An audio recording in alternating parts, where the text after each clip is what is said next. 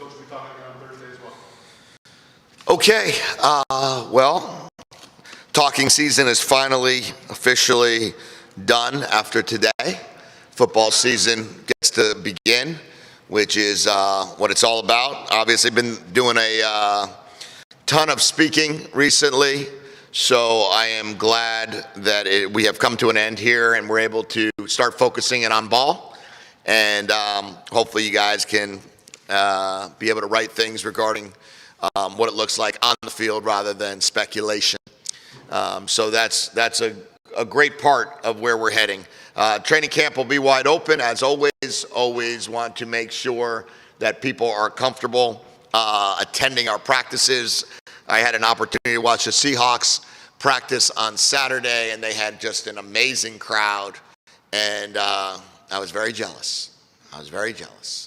And I said to Coach McDonald and John Schneider, I said, that is cool that you have all those fans coming out to watch y'all practice.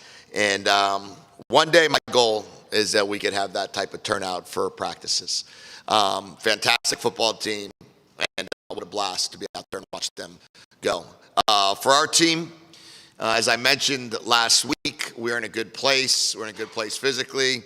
It looks to me, just before we even go too far into it, the only people that I expect not to be participating this week on Thursday and Friday on the practice field will probably Kai McClendon will still be doing rehab. Garen Hatchett will still be doing some rehab.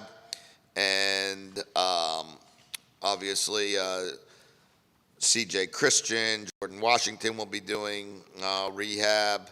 And then I believe we should be in a spot where everybody else will be participating in one way, shape, or another. So we're in a good spot there.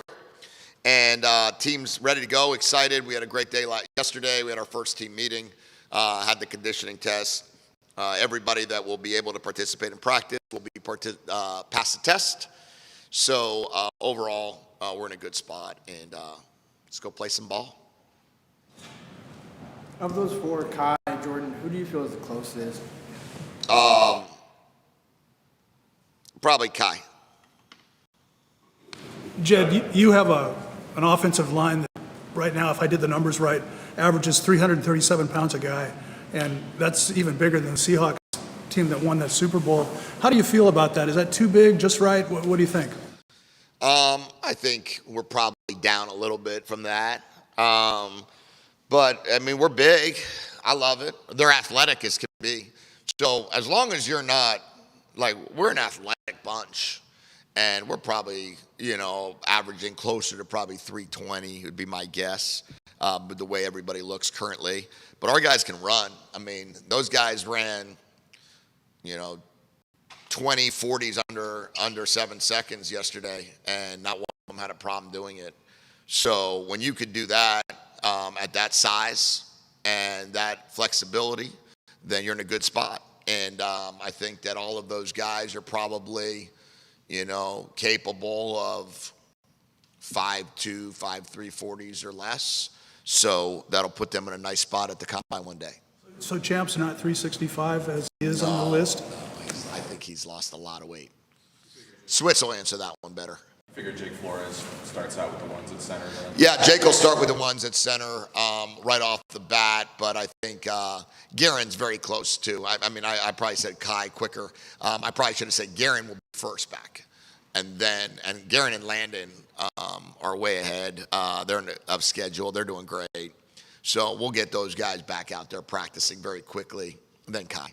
But probably the first couple days will be Flores, and we'll get Colt Dieterich doing some as well. The running back position with Jaden and Trey being there, how do you kind of see the first team reps splitting to start practice with what Quade did in the spring and those two being back? Yeah, Quade will take the first rep of spring, of training camp, and then he and Jaden will, and Trey will probably get into some sort of a rotation a little bit, and then we'll see where Brian is on all of that. But probably right now, Quaid and Jaden will take the majority of the reps with the ones. Same question for the outside receiver spots. Christian Moss, Jordan Clay, Rashid, Lawson, Trez, Roebuck, those 6 guys will be in a major rotation of both inside and outside. We'll try to see exactly. I mean, Jordan and Christian will play on the outside. The other 4 guys can rotate slot or to the Z. And then Mason James will really push that group to see where he fits in as can he become, the number 2 slot behind Dez? Can he put himself in a position where there's certain plays that, that he helps us as a starter? We'll have to see what that looks like. Hey, Jedd, with Ryan Walters, you obviously knew when you hired him the reputation and what the stats looked like and all those things as a coordinator. But I'm wondering, as you went through last season and you got to see it up close, what was it about communication or the way he runs a defense or anything that he does behind the scenes that made it click for you as, okay, this is why this guy's had so much success? Yeah, I think Ryan is a fantastic person, first of all. So I think it all starts there. Can you connect with the players? Can you connect with the staff? And it starts with the type of human being you are. And I feel we're very fortunate that Ryan's our coordinator. On top of that, he has built an incredible trust with the staff and with the players. So when he asks them to do something, there's very little doubt that the reason is to put ourselves in position to succeed. He also has a very good understanding of the run game and protections and the pass game. Sometimes you find, there's certain coaches that have much more of an expertise, we'll call it in, the front or in linebacker play or in secondary play, and therefore their specialty works into the run game and the pass game. He has a really good knowledge of all 11 and therefore is able to put the whole thing together, make it look simple, okay? Give that, illusion out there that, it's complex, but he makes it very simple for our players. You showed off some schematic versatility that maybe he hadn't needed to show off in the past. What was it like watching him adapt to the personnel you guys had last year? Yeah, I think everyone assumed he would just come in and be a 5-down man coverage team because that's what they were, 3 years ago, and then kind of he kept that pattern at Purdue. But, the key to being a good football coach is to evolve and to know what your players do best. And where I think that Coach Petrilli, Coach Walters, what Coach Switz and KC and myself are working really hard at is how do we continue to evolve while coordinating? And can we find what our players do best and make that happen? What have been some of the early impressions of guys who enrolled in June, whether it be J.D. Hill or Rajon Duncan? Both of those guys have been very impressive in the weight room, on the practice field, running around, but we haven't gotten to play football yet. So I can't wait to see them go. They both are obviously very talented high school players, and they look the part. So now the key is to go be it. Coach, did you say Garen wouldn't be practicing? I don't think Garen's going to practice the first day or two, but after that he'll be fine. Does that mean Landon is good to go? Or No, neither one will practice the first couple of days in team periods. That'll be Jake Flores will play center. Jedd, you mentioned the evolution of coaches. Where do you see your evolution? Where do you want to grow as a coach, as a play caller this year? Yeah, I mean, I think what we want to do is we want to just continue to get better, right? We just always want to, we made huge improvements, right? We outscored our opponents by 200 points this past year. We were in a situation where, we're very good in a lot of areas, but how can we get elite in all of the areas? How can we become a team that if you try to stop us running the football, we can throw it over your head? If you try to stop us in the passing game, we can have an unbelievable ability to run the football. If you take away our running back, our quarterback is going to beat you. If you take away our quarterback, our receivers or our tight ends are going to beat you.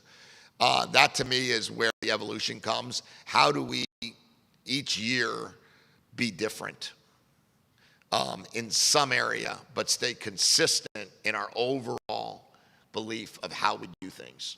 And so we'll have some schematic adjustments over the course of the next month. But we're also going to say, how good can we be fundamentally, and how good can we be in our core scheme to be able to take this thing to a whole nother level. How has Matt Kavanaugh contributed to that schematic adjustment? Where I think Cav is more, he contributes in a way of being an elite sounding board, being able to talk about situational football. He's seen, we were talking about 45 years probably of football, okay, as a player and as a coach, maybe 50 years.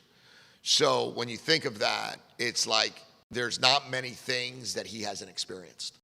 So where he's been really helpful to me and to our staff is, hey, have you thought about this? Or have you guys looked into doing this? Or, let's make sure we get a really good, 2-point period in, not just a 2-point play in practice, because you never know that time where you might need to practice 3, 4, 5 of those.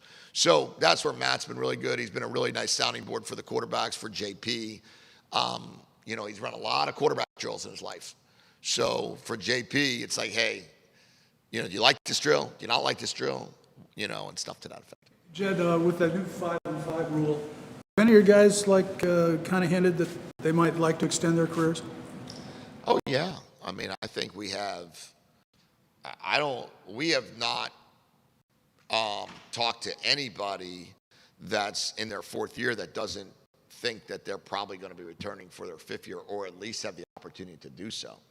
So for the Landon Hatchets and the Jacob Lanes and the Alex McLaughlins, and there's about 7 of the guys that are able to return at the end of this year that a year ago would not have been. So it's a great thing for UW football. How does that change the approach for guys like Brian Bonner, Rajon Duncan, the freshmen that you would have previously had to hold it for, wait till the bowl game for 5, now you can have a little more flexibility? Does that help some of those type of guys?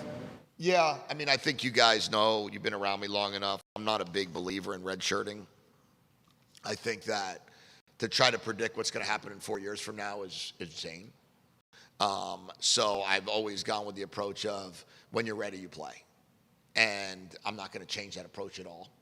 So when you're ready to play, you're going to play. I don't count reps. I don't say, well, we shouldn't ask them to run down on kickoff because that will take a game away from them.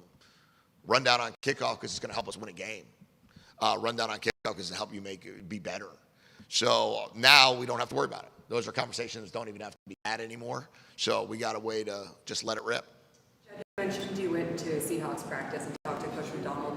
Was there anything that you saw at practice or heard from him that you hope to emulate here besides the attendance? Oh, the attendance, the Super Bowl championship. I'd like to emulate winning the championship. I think Coach McDonald is fantastic, and I'm very fortunate that we have a very good friendship.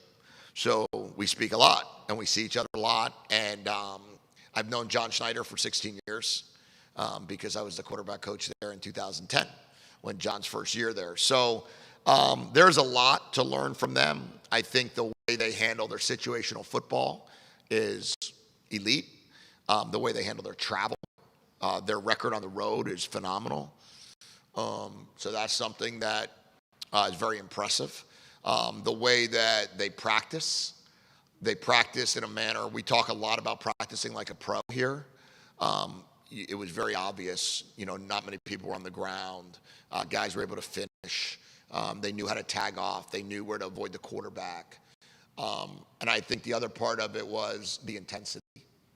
Coach McDonald does I think an elite job of making the atmosphere for the players player friendly but intense at the same time. Is there any guys from last year who maybe get another year that you'd like to reintegrate, or is it just too close to camp? How do you approach that situation? I am unsure about what I'm allowed to say on that or not in terms of rules of recruiting or not recruiting, but if there was a player or two that only had 4 years and we were capable of bringing them back, I would not be opposed to bringing them back if it fit our culture. You put Denzel in the league, you put John in the league. For your skill guys, how are you going to determine who's going to get the reps? Tell me about the process of if you chart things or you film, how are you just going to determine who gets those reps? Well, first, congratulations, Elise. It's great to have you as the voice of the Huskies. And I look forward to our radio show together and be able to have you represent UW and your alma mater. To answer your question, we track everything. We are data hungry in terms of decision making right now. And we are working extremely hard with Upper Campus, with the Allen School, to really try to partner and try to take the brains of Upper Campus and bring them here into ICA and into our football program to try to help us monitor how many catches, how many yards, how many high-speed distances. What does it look like in terms of when the ball's thrown to a guy between the numbers, outside the numbers? How do we handle touches with a running back? Where do they thrive? Where do they not thrive? And all the things that go into it. Every completion, we grade every throw, a 1, 2, or 3. Meaning, hey, that throws a good throw, that throws a great throw, that throws, a poor throw, and then try to be able to get some, data from that as well. So we are working very hard to use that as one of our ways. But the other part of it, I would say, is I don't put anybody in the league. They put themselves in the league. I think that Denzel is doing phenomenal. I've seen that on Twitter. I've seen that on Instagram. I've heard that from his coach. I'm really proud of him, but that's because of how hard he works. And I think the same with Jonah. And I've heard Carver Willis is doing great, was the update I got yesterday. So I love to hear that. And I'm hopeful to hear about the other 4 guys as well, or 5 guys, and see how they're doing. Coach, you said you trust everything. I know you've got the vests on that track all the movement and stuff. Is there any numbers that really jump out, like maybe the fastest guy, maybe the guy who runs the most, has the most movement? I would say the number that stands out to me the most is that last year's training camp workhorse of camp was the same guy that became a freshman All-American. So it's amazing how the correlation of the amount of yards and the amount of work that Des Roebuck put in, and then the results at the end of the season. So I hope that all of our players want to take that challenge to try to be the workhorse of the day. And hopefully we can then have a lot of freshmen All-American. Okay? All right. Thanks, guys.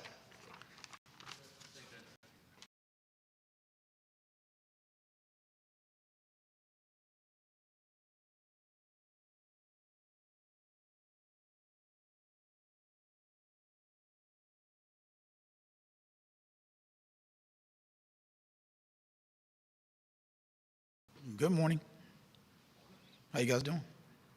Good. Scott, you've got a fully healthy running back room after dealing with a lot of injuries during camp. How would you evaluate this group, and where are they compared to making spring ball? Just fast, they're smart, and they're tough. And they're really good backs. With Jaden and Trey being here, that's a lot of veteran experience from those 2 guys. Just how have you kind of seen them take on maybe a veteran voice with the running back room? Being able to watch a lot of football, those guys have played a lot of football, so being able to help the young guys. Trey probably eats lunch with Bryant probably 3 days a week, just being able to get him up to speed. And then also hangs around Jaden a lot too, so just having a veteran voice in it and echoing what I say helps a lot. How much does this room remind you of that 22 room you had in Arizona with DJ, Michael, Jonah as a freshman? Does it kind of feel similar to that, where you're bringing Connor and a few young guys along while still having 2 veterans at the top? No, I think it's our system. Our system, we're going to develop. We're going to play young guys. We're going to play veteran guys. And you credit to Coach Fisch. My job is to get them ready, and he'll decide who's going to play. So it's hard to emulate that DJ, Jonah, and Mike. That was pretty special. Is there a guy in your room that you're as comfortable with as you were with Jonah when it comes to pass protection? All of them. All of them, every last one of them, staple. Scotty, what do you remember about that 23 Arizona team, and what were the signs before maybe the season started that they were ready for a jump, and do you see that now? Just buy-in and veteran presence. I mean, Mono's been in the system for a while now. So you have guys that have been in the system, and in the third year, they understand what they can finish sentences for you. They know the purpose of our head, and we're driven. We talk about that Curry joy, and then that Nash energy. Most of the guys will be able to repeat that when you get a chance to talk to them. So you have full buy-in now. And basically everybody on our team, probably 80% of the guys we've recruited, so they've been in one system. You kept talking about Bonner with updates throughout the spring, that you kept talking to him, make sure he's not homesick and this and that. How do you feel he adjusted from high school to college? He did an outstanding job, smile on his face. You can coach him hard. He's 18 now, so that's pretty cool. He's 18 years old, and he's developed more. He's gained a little bit of weight. I think his confidence is soaring, but it's a big jump. As a 17-year-old to come in and play with a bunch of alphas in that locker room. So he's done a great job. What kind of growth have you seen from Quay Carr after spring ball? Jedd called him the MVP of the room. What was the next step in his development from spring to now? Just understanding the game and the role. Schools have a history of great tailbacks, from Napoleon Kaufman to Corey Dillon. So just being able to shoulder that, it's a little bit of pressure he felt, but just go out and be Quay Carr, and he's special. Faces that people aren't familiar with in terms of style. Can you maybe just run down, your top guys and just what their best strength is right now for your team? I think overall the room was faster. Quade is special. He played at Servite.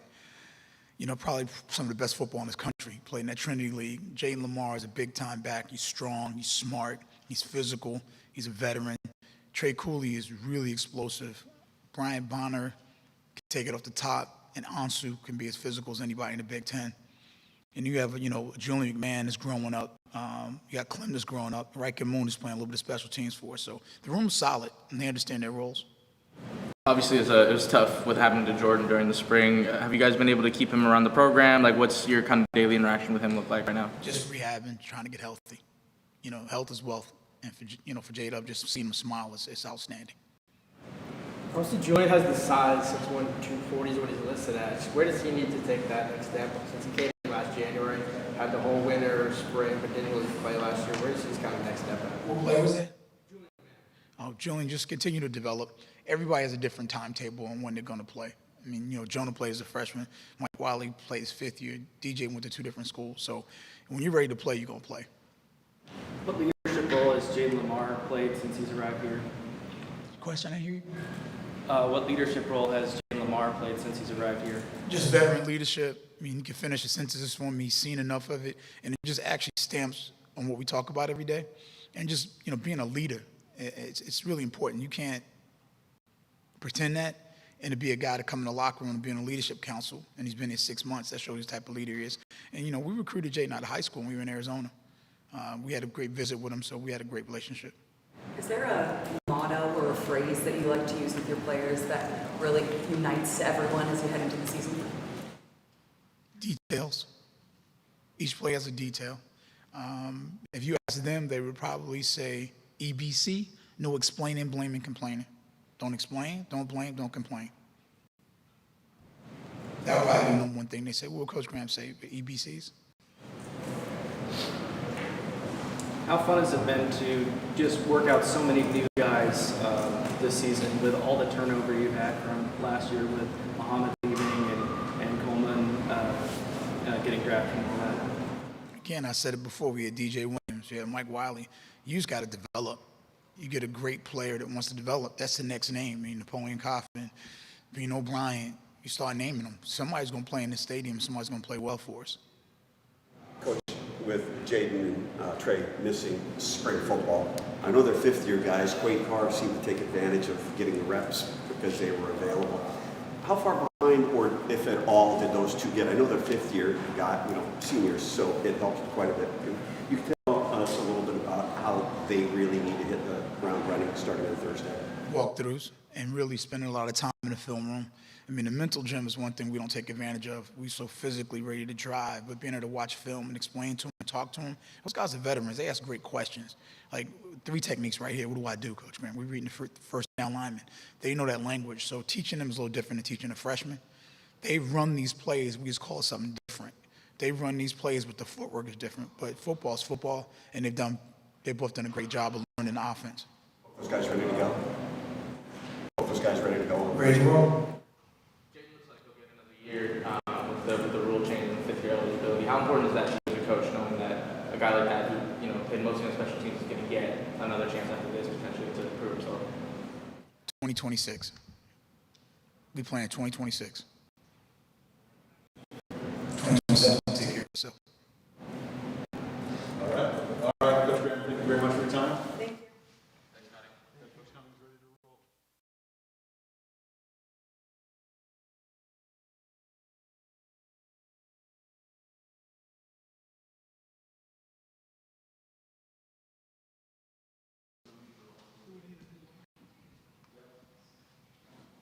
Fire away from Coach Cummings.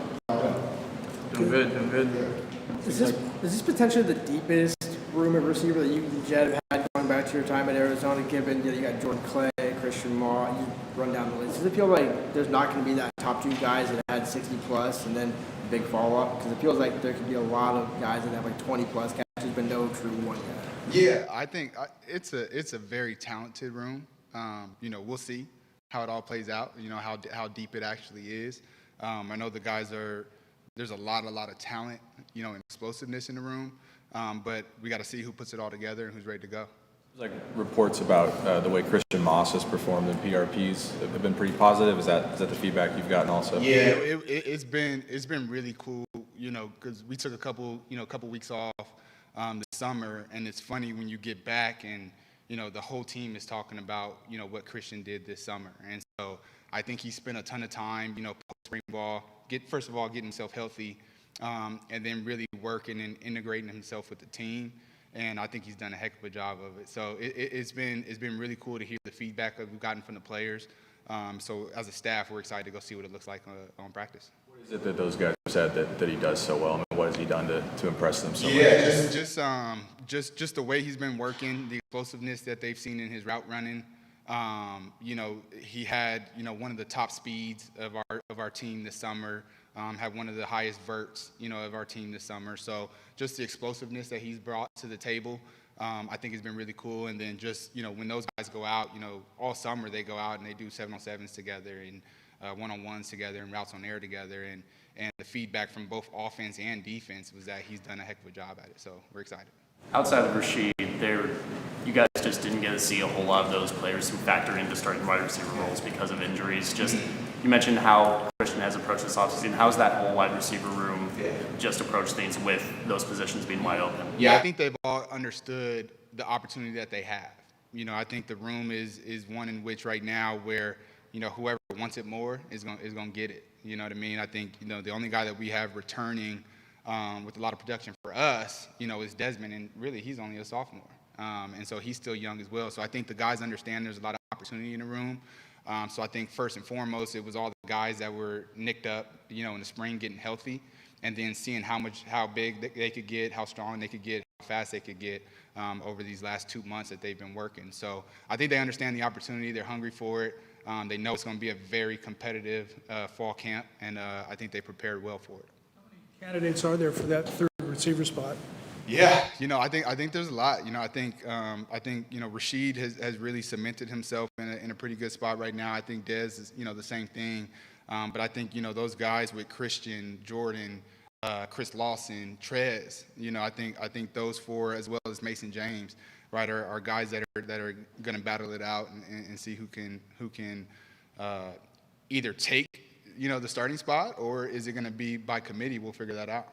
Jedd kind of laid down a challenge for them after spring ball that, he wanted someone to take it and not just, accept it. Right. How did you see them respond to that, kind of blatant call out, I guess? Yeah, I think right now, I thought, first and foremost, you want to be able to come together as a team, right? And you want to be competitive, because everybody wants to be that starter, but it's also pushing each other. So I think they've done a great job of building some camaraderie in the room. Having a connection with each other, and then also pushing each other, in everything they do. Christian goes out there and he jumps a 40-something inch vertical, and the next guy wants to go and get a 41. You know what I mean? And so I think there's a lot of competition and cohesiveness in that room. And so I think, once we get into the practice, they're going to be battling, to see who can be the top guy. I think, we always talk about, in the receiver room, you got to have an alpha, right? And, Denzel's been that for us the past 2 years. And so I think the guys are excited for the opportunity to be that guy. What do you look for at that X receiver spot that's maybe unique from, obviously what Rashid gives you at Z? Yeah, so the X receiver position, throughout all football, NFL, high school, college, that's going to be your one-on-one matchups. And that's going to be the guy that's going to get pressed, majority of the time. And so number one thing is you got to be able to defeat press. And then you got to make contested catches. You got to make contested catches. So that's why normally you see those bigger bodies in that position to make those, contested catches and jump balls and different things like that. And so I think, when you look at that position, you want a guy that can win the 50-50 balls, that can beat press coverage. And, if a team wants to play us in man, that guy's got to be able to defeat it. I know Jedd said that he wanted to make a decision pretty early so that whoever becomes a starter gets the most amount of reps possible. What kind of timeline do you envision to making that decision? How long is it going to be an open competition? That's up to the boys. That's up to the boys. If there's somebody that comes out there and they're just dominating, then we're going to make sure that relationship with Demond and the rest of the team is where it needs to be. And so, we'd love for that to get sorted out as early as possible. But we also, guys, Jordan Clay's still young. You know what I mean? So he's probably not going to come out day one and be a bona fide guy, right? Because he's still got so much to learn. So I think, we'll let it play out as long as it needs to play out. But we'll make sure that those reps that they need to get with Demond are happening, and we'll rotate it through early, but we'll kind of settle down as we go. There are a lot of competitive one-on-one reps between your guys and Dylan Robinson and Emmanuel Carnley in the spring. Just how had going against those two really helped sharpen this unit? Yeah, that's the thing that I love about our staff is that I know that, when we go against our defense, it's going to be a dogfight. And, I've gone against Coach Jedd Fisch. I've coached against Coach Jedd Fisch, and then I've been obviously working with him for the past 4 years. And I know that every time that we go on that practice field, it's going to be a battle because the way that Coach Jedd Fisch coaches those guys, the intensity in which he does, I know that those guys on defense are going to come out ready to rock. Having E-Man back, has been really cool. I think he's a really good defensive back. That's going to put a lot of stress on our receivers. And then Dylan, with that size and that length and the speed, he's a tough cover. And so I think that those battles each and every day are going to get us ready for game day. Hey, Coach, can you talk about Roebuck and moving him to the slot and why that fits him? Yeah, I think for the slot, if you look at the NFL, you kind of look at some of those slot receivers who are having a lot of success. You see Amon-Ra St. Brown, you see Cooper Kupp, you see some of those guys, you see JSN. Those guys have to be smart football players. And Desmond is one of the smartest football players I've ever coached. His ability to read defenses, feel coverage, and know how to be in phase with the quarterback is special and unique. And I think that's why Des fits so well in that position. He's got the ability to win the matchups, when it comes to safeties and backers that might try to cover him and be able to slip them. And he's also an elite blocker. So anything that we need him to do in the run game, I feel like we lacked that a little bit last year in the slot. I think that the blocking ability that he brings to the table is also at a high level. And so the biggest thing, though, in my opinion, is how smart he is. That kid is special. What makes you such a good recruiter? Obviously, I know some of the guys coming in this next class you can't speak of, but just Jordan Clay, Trent Taylor, some of those guys. What makes you such an effective recruiter? And then on top of that, what makes you a great developer? Yeah, I think the biggest thing is understanding for high school kids is understanding what situation you're putting yourself in. When you have a head coach like Coach Fisch who knows the receiver game so well, it makes it a special place to play football. And really that's why I've appreciated Coach Fisch so much, being able to work with him for these past few years, is just that knowledge that comes to the receivers. So that if you come to the University of Washington, you're probably you got to give Ohio State their roses because of what they've done, right? But when you look at the development that Coach Fisch can bring to the wide receivers, there's not many teams in the country that can match that. And so we know, we deliver the message, the combination of Coach Fisch, myself, Coach Koa, and Coach Del Rio, you got 4 receiver coaches in this room that are working with you every day. So the guys understand that. They know that they have a chance to be developed. And they'll be pushed, really, really hard. But if they do what they're supposed to do, they'll end up like Denzel Boston and having a, good start to his NFL career so far. What are the guys doing this? Just, for me, it was really hard to take my eyes off of him. I'd like to have seen him more. But Bob Penn Miller, just that body type, I haven't seen in a long, long time. Can you tell us a little bit about him and what needs to happen with him to take his game to the next level? Yeah, the thing you got to understand about BP is the receiver position is still new to him. He was a high school quarterback. You watch his high school tape, he was slinging the ball around as a quarterback in zone reads and quarterback runs. And so, last year as a freshman was his first year playing the receiver position. So he's got a lot of stuff to learn when it comes to, getting in and out of his breaks and how to read coverages as a receiver. He's got a lot of stuff to learn that way. But you can't teach, the height and the speed that he has. He's got really good speed to go along with his 6'5" frame. So he's just got to keep learning the game of football. And I think once he gets that down, he'll be a really good player. How much weight can he carry? What's that? How much weight can that Ooh, I don't know. It seems like a lot. I don't know exactly where he's at right now. I know he looks great. I know he's done a really good job this summer. But he probably could be a guy that eventually, he's only a sophomore. So eventually he could be a guy that's in that 220 range. What are the challenges of getting these young receivers up to DeMond Williams' speed and level, and how he wants to run the offense, get their game to translate from high school to college? That's our job as coaches. To find as much time as we can spend with these guys. I think our assistants, Coach Kekoa Crawford and Del Rio, they spend a lot of time with those guys outside of our normal stuff. Like those guys, Jordan and Mason and Trez and Blaze, they'll call those guys and be like, hey, you got 30 minutes to meet and talk through some stuff. So it's as much time as we can spend with them. It's extra walkthroughs after practice, right? Extra walkthroughs, throughout the day to get those guys familiar with it. And then making sure that if there's a route that DeMond feels like he wants to work on with Jordan or Trez or something like that, like go get some reps after practice. And so those guys understanding the amount of time that they need to spend in this building to learn the game. You guys know it. We love to play young guys. And so we know as coaches our responsibility is to get those guys ready to play if they're talented enough to do that. All right, Coach, thank you. Yeah, appreciate y'all. Yeah, thank you.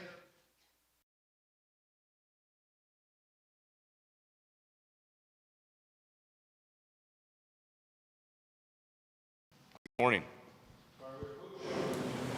Is Champ Talea, is he really 365 pounds right now? No, he's probably closer to 340, 345. Mills.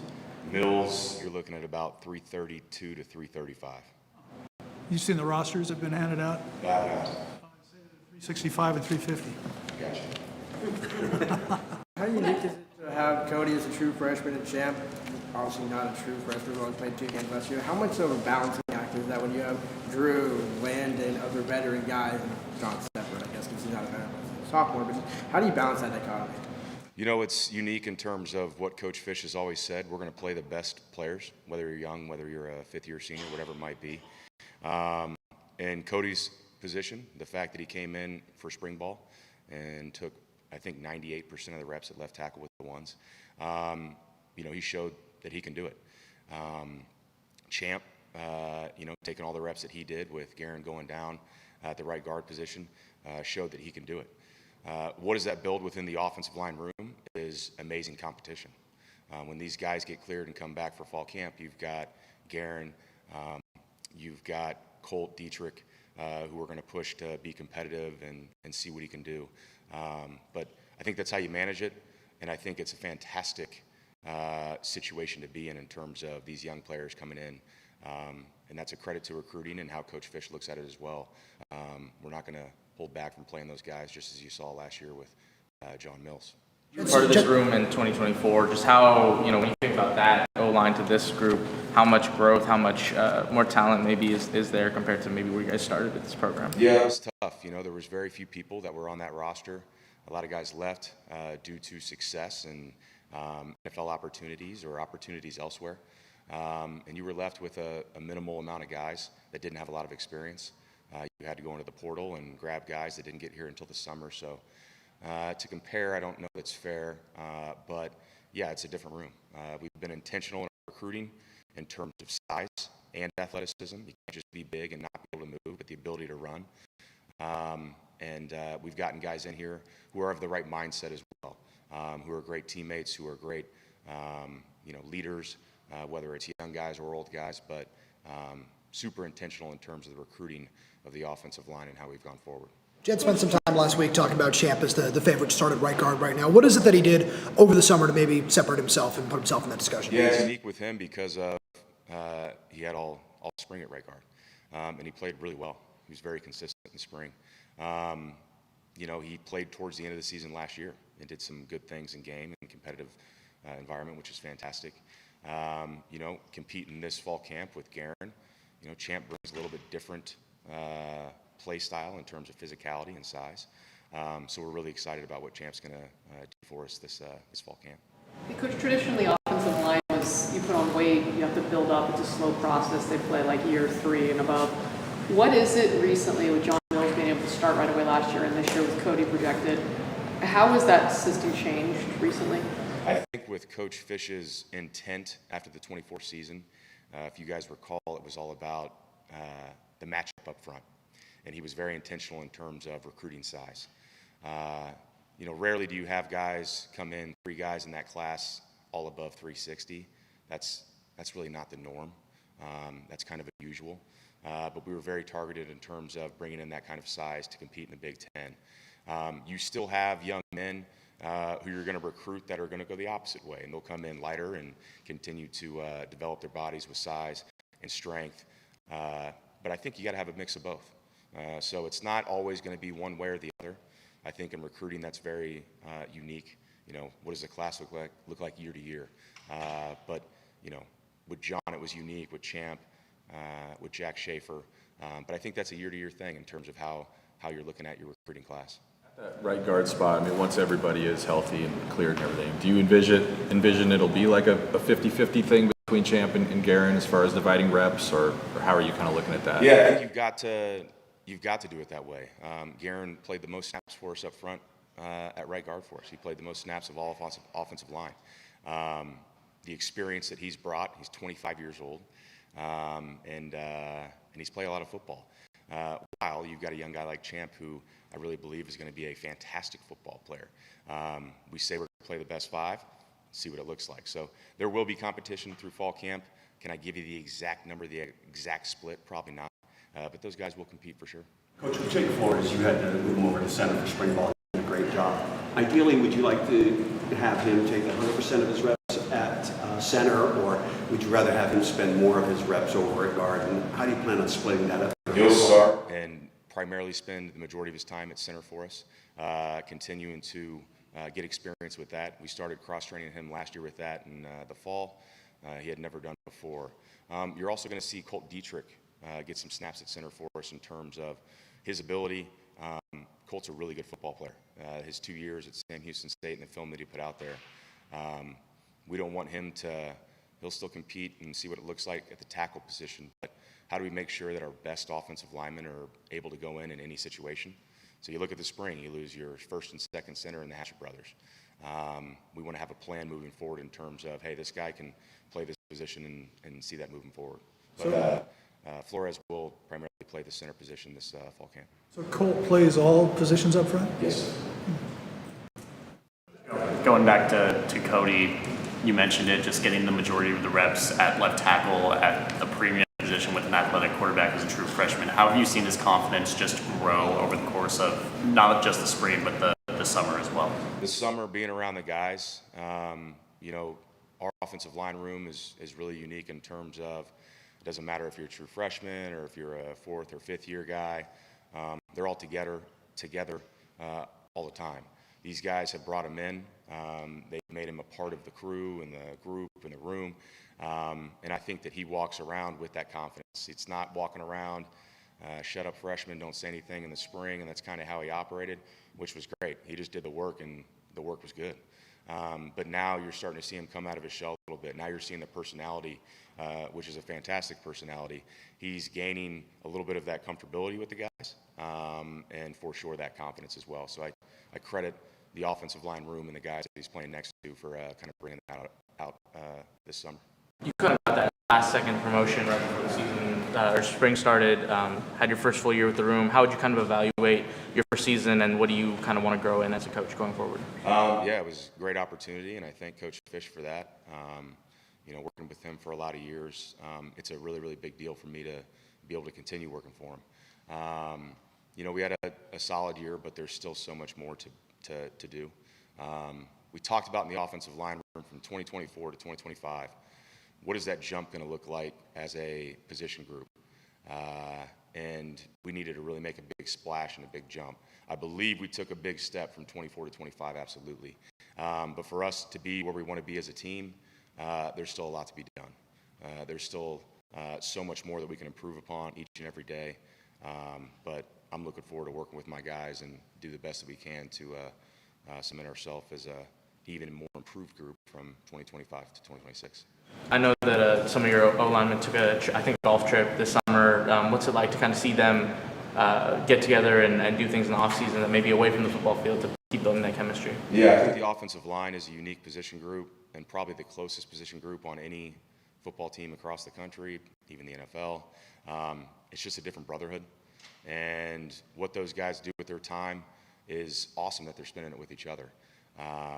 Whether it's some Cadia golf trip, whether it's grilling in their backyard, whether it's doing these different things, playing golf. Those guys do spend a lot of time with each other, and it's a pretty cool relationship within the offensive line room. Any reports back about who won the golf trip? He brought to you, obviously, seems like an outdoor guy himself in a way, but what's he brought to that interior part of the line? Coach Brew is awesome. You want to talk about a technician in terms of teaching. You want to talk about a guy who takes care of all the details in terms of defensively, what it looks like, what's their third down package, what's their blitz pattern package. He brings a wealth of knowledge in terms of the detail and all those things. What I think is very unique about Coach Brewster as well is his experience as a player in the NFL. A lot of our guys gravitate towards him and ask him, hey, what'd you do here? Hey, how was this hard? Here was my personal experience. So for him to play in the NFL for the amount of years that he did, what a cool opportunity for guys in the room to have him as a resource every single day. So Coach Brewster is absolutely fantastic in what he does, and being able to work with him is awesome. I thought Drew, as a party, was one of the most improved players in spring ball. And him from year one to what we saw, it's just leaps and bounds. Can you maybe give us a scouting report, what you've seen with Drew, and how good is he? Yeah, his jump from 24 to 25 was pretty big. And he took that very personally in terms of how he played in that 24 season. We had a lot of discussions in terms of how we put ourselves in position to be a lot more successful in 2025. He was fantastic in terms of changing his body comp, flexibility. All those things were things that we kind of pinpointed looking into the 2025 season. You make the big jump, similar to what we talked about the offensive line. How is there even more? And Drew has really took it upon himself in a leadership role. He's been absolutely incredible in a knowledge, understanding of the game. He's taken it to the next level. I've been really impressed with him, and that's where the more you know, the more you're set up for success in that position up front on the offensive line. So I think Drew has really separated himself in that way as well. He's 6'7", 325, 330, anywhere between there. All right, thank you. Thank you. Coach Papel's right here. We're going to Coach Woods.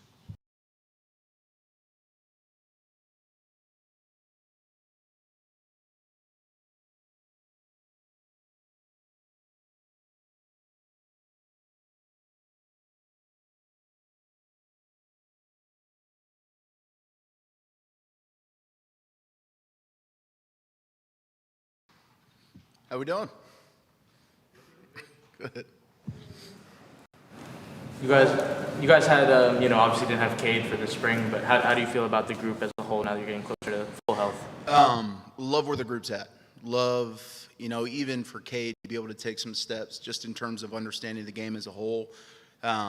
Really kind of being able to figure out exactly how he fits within the scope of what we're going to do offensively, and just the growth that he took just in terms of mentally approaching the game, how to study it, how to make sure he studied himself, how to study a lot of NFL players.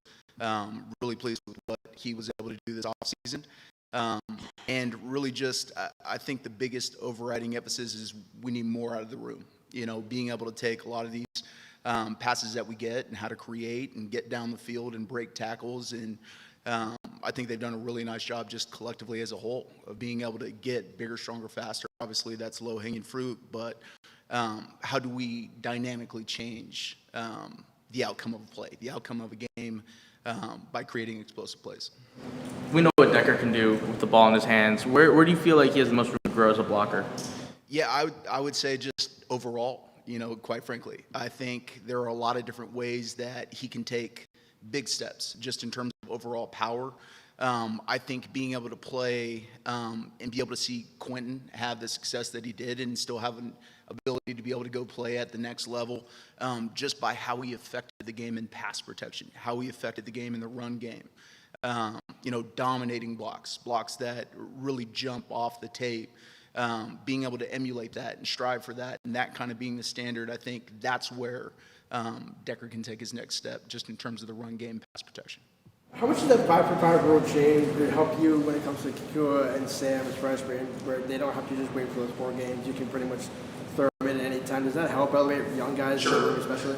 Well, I think it helps everybody, quite frankly, at every single position. Just adding another year, you don't have, hey, I have to pick and choose weird, random games in between. That kind of throws off development a little bit, just in terms of how to study, game plan, etc.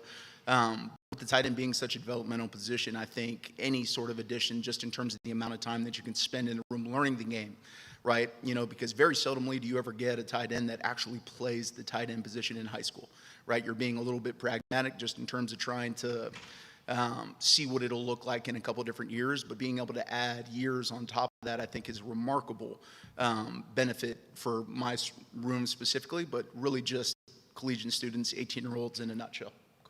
You mentioned Decker improving in pass protection with the returning veteran experience you have on the offensive line. How does that kind of bleed into that pass protection ability with the tight ends, just having that kind of synergy to lean on? I think you hit it right there. I think the offensive line, and especially within the tight end room, you are an extension of the offensive line in a variety of different capacities. But anytime that you can have continuity and you get used to playing with and calls with the offensive line, being able to know and trust in the person next to you, of being able to be in tune, in sync, all these different types of things and make split-second decisions. I've always said this is communication is going to breed confidence. And I think being uber confident going into a play, I think, is a huge benefit just in terms of, the job that Coach Switz has done. He's done an incredible job with the tackles that directly affect our ability and their communication and being able to pass information from Landon inside out, I think helps us do our job at an extremely high level. Solidify himself as that next sort of inline tight end this spring. Is Cade, you think, going to compete for those duties as well? Are there other guys who could get involved? Yeah, I think you never really want to close the door on any sort of competition just with that. I think Barron took incredible strides in the spring. Really excited to see the work that he, ultimately puts on in fall camp to be able to go and really compete for that. But I think Charlie's also taken a lot of big-time steps just in terms of being a big body at the end of the line of scrimmage. It'll be great to get Cade back in the fold just to be able to see him develop in terms of, what will be his 4th year of college football. But being able to have some options, I think, is probably the best-case scenario of making sure that nobody feels complacent, right? Competition is going to be, the central theme of our program, and I think that's a cool place to be, especially when you're trying to just get better, 1% better every day. Do you think Cade will keep playing that fullback role, or does he, if he has more inline duties, does that shift to someone else? I think it's going to be, the beautiful thing about him is he's going to be able to do all of that, right? I think you don't necessarily just want to limit him in terms of a fullback because he does catch the ball very well. He has played a lot of reps. in college football just as a whole in terms of being an actual true why. So I think this fall camp is really just going to be his ability to build a resume, right? And be able to kind of see, what he can do and how we can increase his role, and try not to define him as, hey, you have to be a fullback or you're going to be a Y. Let's try and do it all and see what we can do really well. Who's your most improved blocker? My most improved blocker, I'd love to say I loved really what, quite honestly, Barron obviously jumps off tape. I think he did a really nice job this spring in terms of that role that we were just talking about. Decker does some nice things, but I really loved what the young guys did. I think Charlie, just being able to be healthy for an extended period of time, I thought he did some really nice things. But most improved would probably just be the room as a whole. I think those guys did a nice job. How's Austin doing? Austin Simmons. Austin Simmons is doing great. He is at 6'5", 240 pounds. He kind of gives you a lot of versatility to be able to play him in a variety of different positions. It's really just the consistency aspect and really taking care of his body, making sure that sustained availability is going to be his biggest thing, to make sure that is kind of our biggest point of emphasis this fall camp. What do you want to see from Rhino going into fall camp? With Rhino, really just immersing himself within the scope of the playbook and really ownership of the material. And I think a lot of the times, that's the biggest hurdle when you have really, really talented, and Rhino is incredibly talented, young player. But there are a lot of nuances in this offense, right? It is an incredible offense, and it gives you really probably in the country your best ability to be able to see, how do I handle an NFL playbook, right? And he has gotten a lot better. He's taken a lot of steps. He's done an incredible job of meeting with the assistant tight ends, Coach Sam Barry, on his off time and his free time. So he's really trying to get through and own the material. But I think really being able to kind of create those mistakes and learn from those, things that you can't do, that's what I'm looking forward to seeing out of him the most.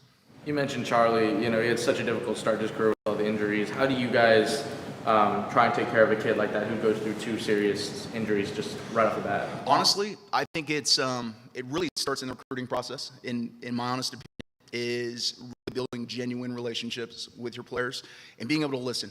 I think a lot of the times, especially in this sport, you really want to make sure is, hey, there is a point of like, yeah, it's hard. Yes, it's violent. Yes, there's a collision sport. So we got to make sure that we own that.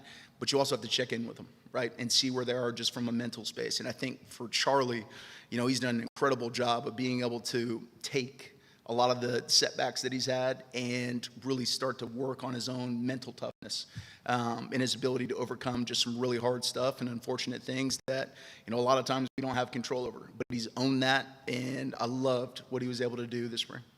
Jordan, you've been here a long time. I was talking to Coach Barrett about that. I'm coming up on him on years, huh? Gotta be close now, right?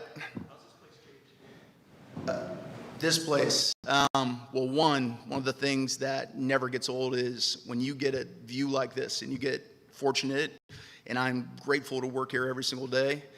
How do you beat this view, right? And, it's the greatest setting for a reason.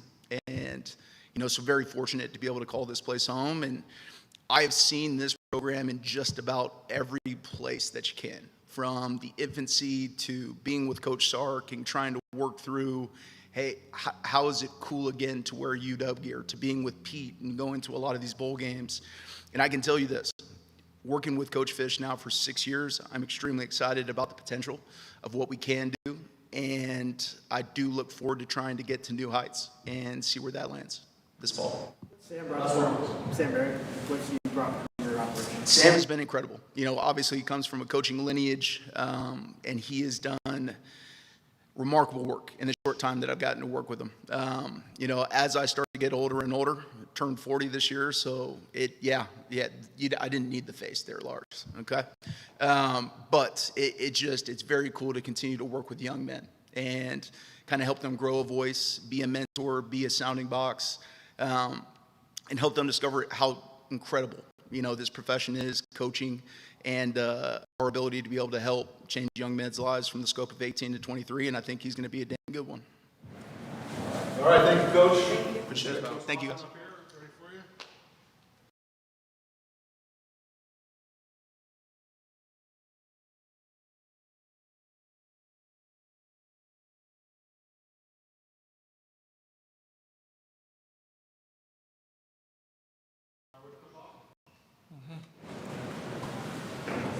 JP, just how has your role changed in the last couple months when we got the promotion?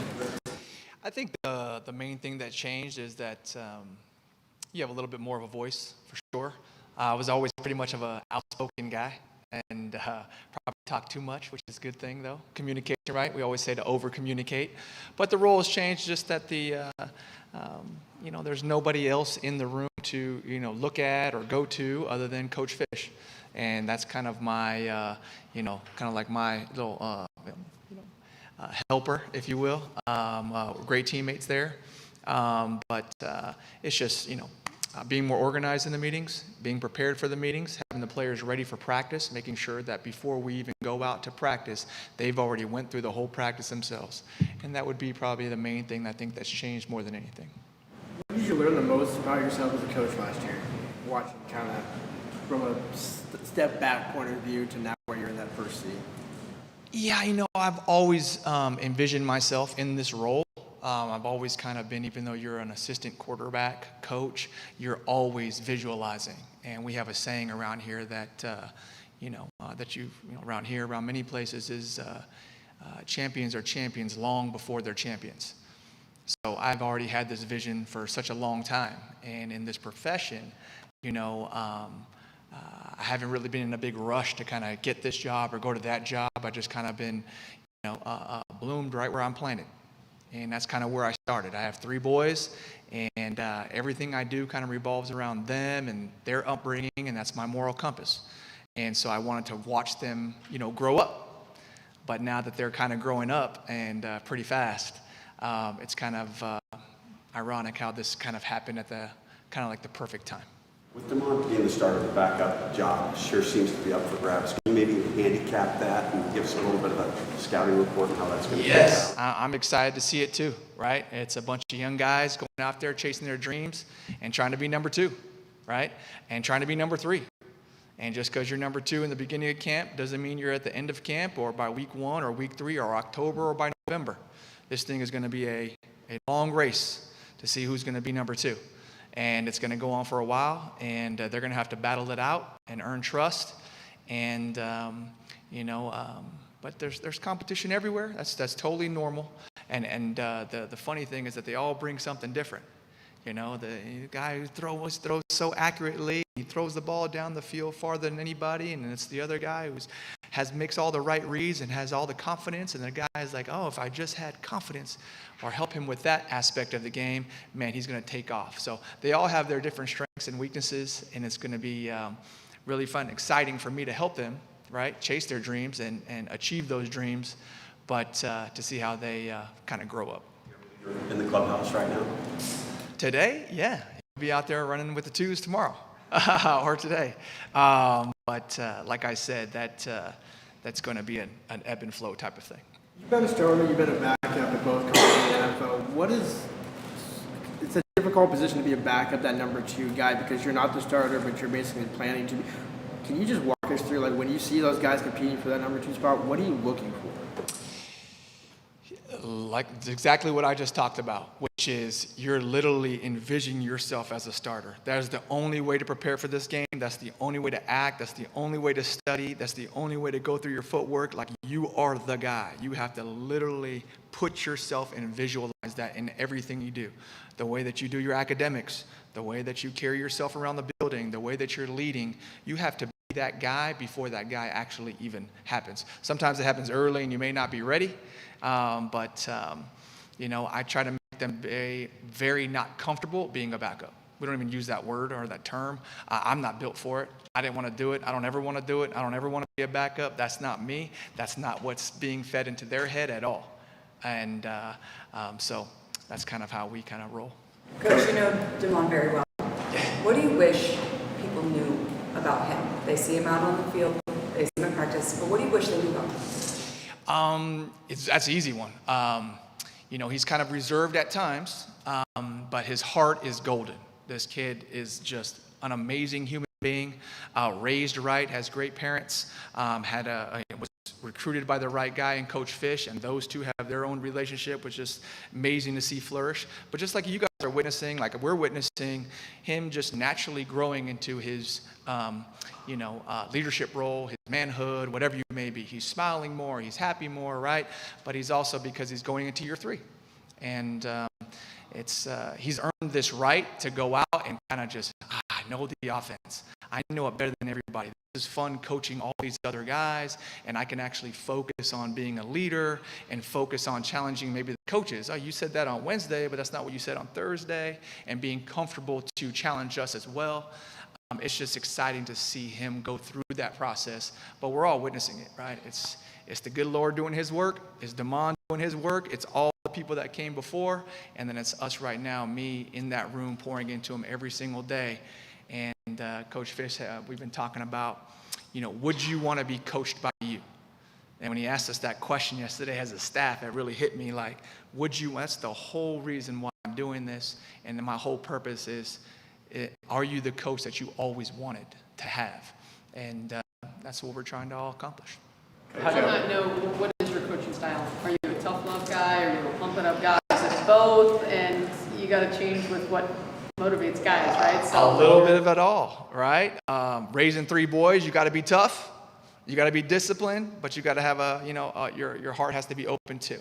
And you got to. Sometimes they want to know why, and sometimes there's no time for why. It is you're doing this exactly the way we're doing it, where we have the trust built up, and we'll talk about the why later. But right now, it is no hesitation on all things, on and off the field, right? So that style is I'll give you this. This is some insight here. It's a great question. I probably got the best compliment from Damon, after the season, January, February. I think it happened in March. He goes, "Hey, thanks for staying on me."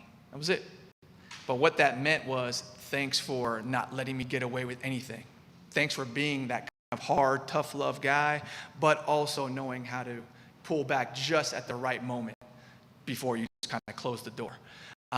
Because I've been in those shoes, and a lot of people just kind of want to tell you how good you are and not really want to lay down the hammer when you need it more than anything.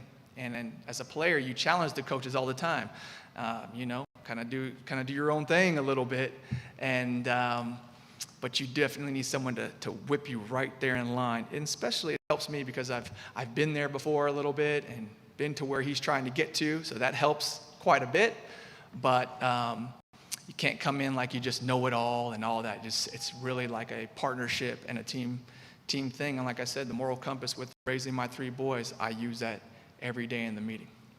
Jedd said he wanted to have more hands-on time with Damon. How do you balance your relationship with Damon, what you're telling him, versus how much time he's spending with Jedd? That's hand in hand, right? That there is a chain of command, and so whatever the head coach wants and does, that's the way it's going to be done. It's my job to challenge behind closed doors and ask questions and ask those hard things. Are we sure we really want to do it this way? I've been saying it like this. Oh yeah, let's go with that. So it's really, Coach and I's relationship goes back so far. We're really good friends off the field, and the players see that. We're really respectful to each other while we're maybe, coaching styles a little bit different potentially. The players see that and how we work through that. And it's just all the players are going to see all of that if we're not on the same page. There's nothing more confusing to a quarterback than getting mixed messages. So that's the last thing we need around here. We're all in a good spot there. Coach, outside of Rashid and Desmond, there wasn't really a lot of consistency with who Damon was throwing to at wideout in spring. Just how have you seen him kind of be proactive in building some familiarity with the receivers who missed time going into training camp here? Yeah, but they've been working hard all summer, and I think this time is kind of like the quiet before the storm or whatever you want to call it. But it's really just an exciting time because I think we've realized how good we are, what our potential is. We're right there on the door, and we still have to knock out a few weeks of camp for sure.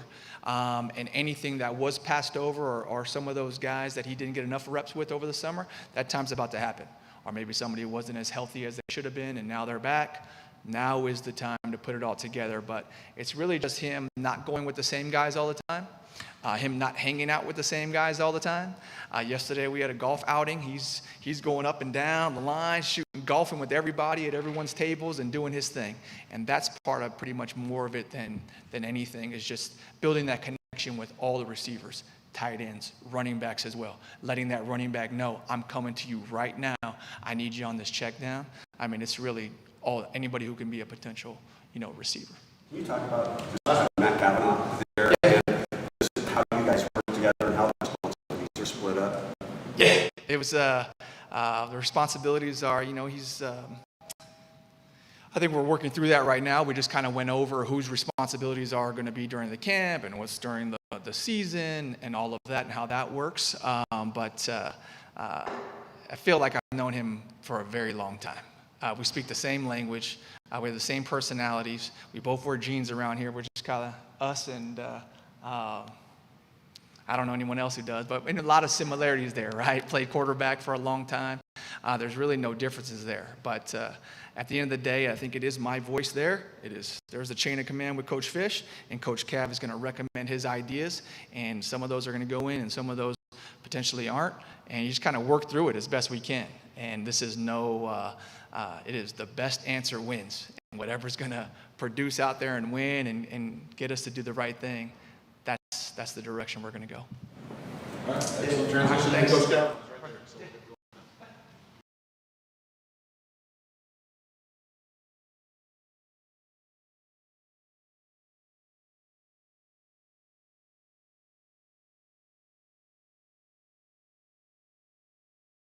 How's everybody doing?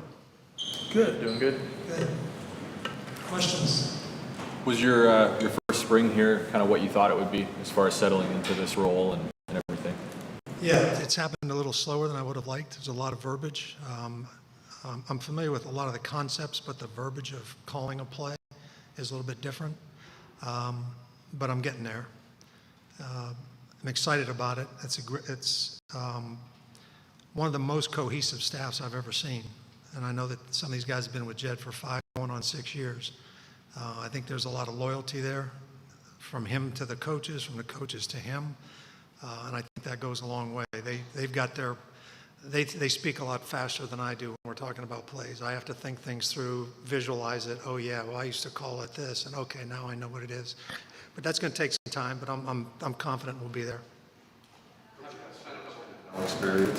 I'm sorry? You have so much NFL experience. Did you ever find yourself having to understand that sometimes these kids are only 18, 19? Just every day. Yeah, every day. It's a reminder. I coached 5 years in college, all at my alma mater at Pitt. I was there 1 year and got into the NFL. I went back later on for 4 years. So I'm familiar with what they go through, but that was probably 18 years ago, the last time I coached college football. So I've had to be, the game's been reinvented a little bit for these players. But their commitment to what they want to accomplish is very similar to everything I've seen from college football in the past. They want to win, they want to work hard. They've got a great camaraderie amongst teammates. They care about one another. They compete very hard on the field, but when the play's over, they're dapping each other, congratulating one side or the other, and that's encouraging. I think they've got a great perspective on what it's going to take to win a national championship, and that's our goal. You spent a couple months now in this position. Is there anything that you didn't expect, or are there any new wrinkles to it that maybe you hadn't quite figured out when spring started? More than anything, just the scheduling. When you're in the NFL, the schedule's a lot different. We have where the players focus almost all day long. Now, granted, right now there's no school, but even when there's school, they're getting their classwork done, and then they're showing up here, and that might be an hour or 2 hours before they're scheduled to be here. And you want to take those moments to teach. And JP is a great example. The guy's got incredible energy, communicates really well with the quarterbacks, not afraid to challenge them, and yet pat them on the back when they do something right. Just having that availability with them around a lot more than you actually do in the NFL, I think it's critical that you're taking advantage of that time. Coach, you mentioned the verbiage. Does it give you a little empathy for maybe some of the backups or the new faces in the quarterback room of learning the verbiage, and are you guys kind of learning together of like, yeah, we can figure that out together? Yeah, there's some as an example, Elijah Brown's here for the first time, and I noticed that he was struggling like I did. Sometimes we're on the field and coach is calling a play on his walkie-talkie and it's going in through their helmet, and I can almost see Elijah like he's starting to step in the huddle. He's like, could you give me that again? You know, it takes time, but he's made great progress. All the quarterbacks, Dash, Keeney, Derek, I think they're all in that same boat. Like, we don't get all the reps that Damon does, but we got to be ready because we don't know, okay, now it's our 2 reps and the play's coming in and you got to be able to interpret it. You got to be able to speak it to the rest of the offense, say it the right way, do it with good tempo, break the huddle, yada, yada. So I think they're all developing pretty quickly. For on the practice field in particular? Like, what do you see as your role during practice? It's simple. It's production. It really is. At that position, you know, I tell the quarterbacks that your job is to get the ball out of your hands. And if you go through your progression in a pass, you got to be in rhythm. And you might say we're running a flat slant on one side, and I take the proper drop, and the flat's not there and the slant's not there. Well, I still got to get the ball out of my hands, so I got to progress to the next guy in my progression. And I think that's one of the most critical talents that a quarterback can develop, is just staying in rhythm, knowing that on average you got about 2.5 to maybe 3 seconds to throw a football while you're evaluating a defense, while you're making sure your receivers are in position. So there's a lot of stress playing that position. We don't want sacks. We don't particularly want our quarterbacks to have to run the ball a lot. Now we've got some talent, guys that can run with the ball at quarterback position, but I'd like to see them avoid taking extra hits that they don't need to take and getting the ball out of their hands.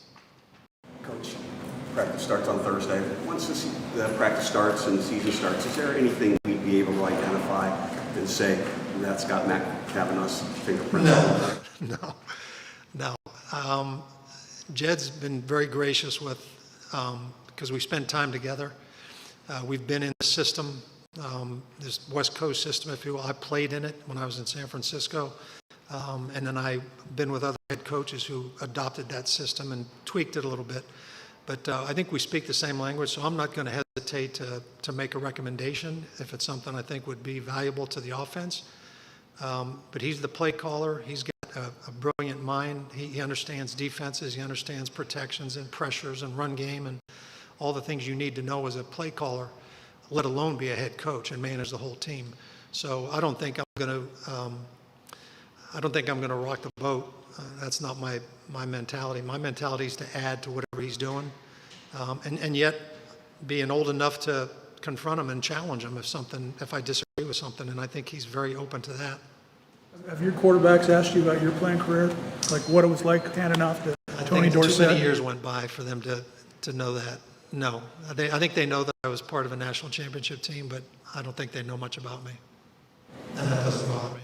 Speaking about pushing back, JP mentioned that Lon feels comfortable doing that and pushing back and saying, maybe I disagree. Have you had instances with him in that regard? Yeah, you can pretty much see it in a quarterback's eyes right away. If there's a concept that you're running and he's not real comfortable with it, you know, it's our responsibility to not put him in that situation. But he's got to be vocal about it. You know, if he just nods his head and we're interpreting that as he likes the play, we're going to call the play. But I think he's at a point now going into his junior year where he knows that he has a voice and he knows that we'll listen to him and that we trust him. And we don't want to ask him to do things that he doesn't feel comfortable doing. And quite honestly, that should go for every position. But he in particular, because he's our bell cow, if he says, man, I just don't get that concept, you know, or we're not getting the coverages we thought we were getting to throw that concept. You got it, buddy. It's out. Take it out of the game plan. All right. Thank you, Coach. Appreciate your time. Thank you, guys. Get Coach Walters in.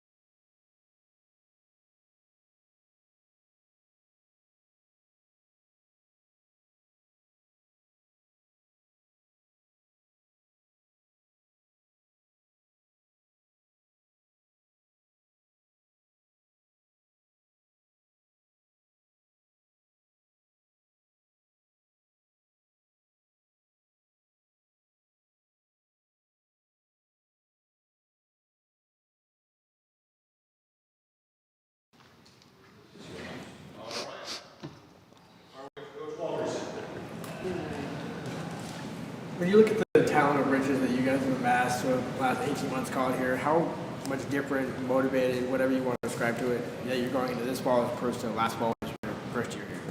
Yeah, I think obviously you're motivated every season.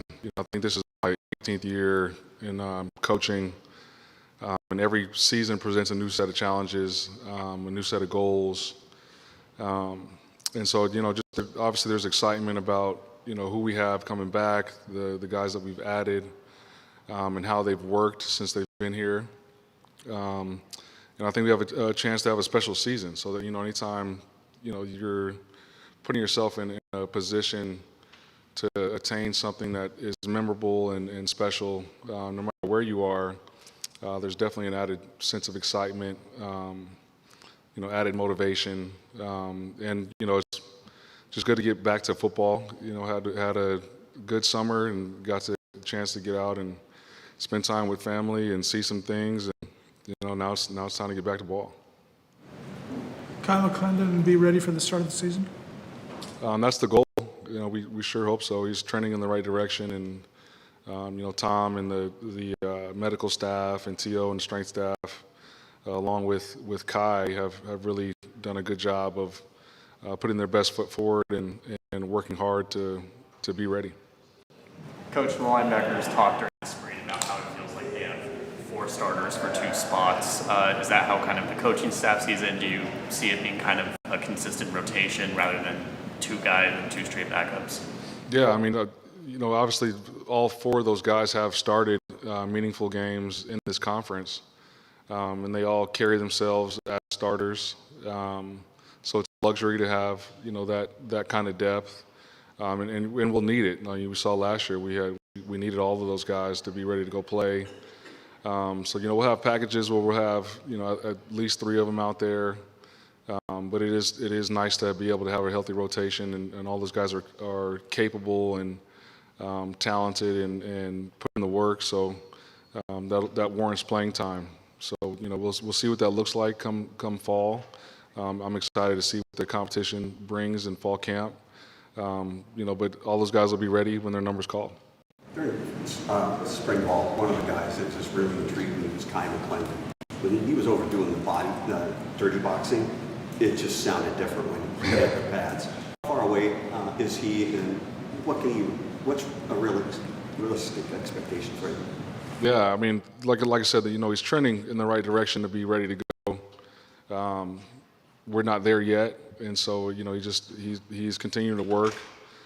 His weight is down. Like you said, it does sound different when he's very heavy-handed, very quick, light on his feet for a guy that's 315 plus pounds. So when he's ready, he'll be ready, and I know he's eager and chomping at the bit to get out there. Made a pretty strong first impression in spring. How can you use a guy like him, even if maybe he's not a starter day one, or it kind of seems like you've got your secondary? How might he get involved otherwise in year one here? Yeah, I mean, the one thing I love about Coach Fisch and our program is that if you're ready to play, you're going to play. Like that's one thing that I appreciate about the game of football is the game doesn't care how old you are, it doesn't care where you're from or what your background is. It just all that matters is what you do from snap to whistle between those white lines. And he has proven that he's got a skill set that is valuable, especially in man coverage.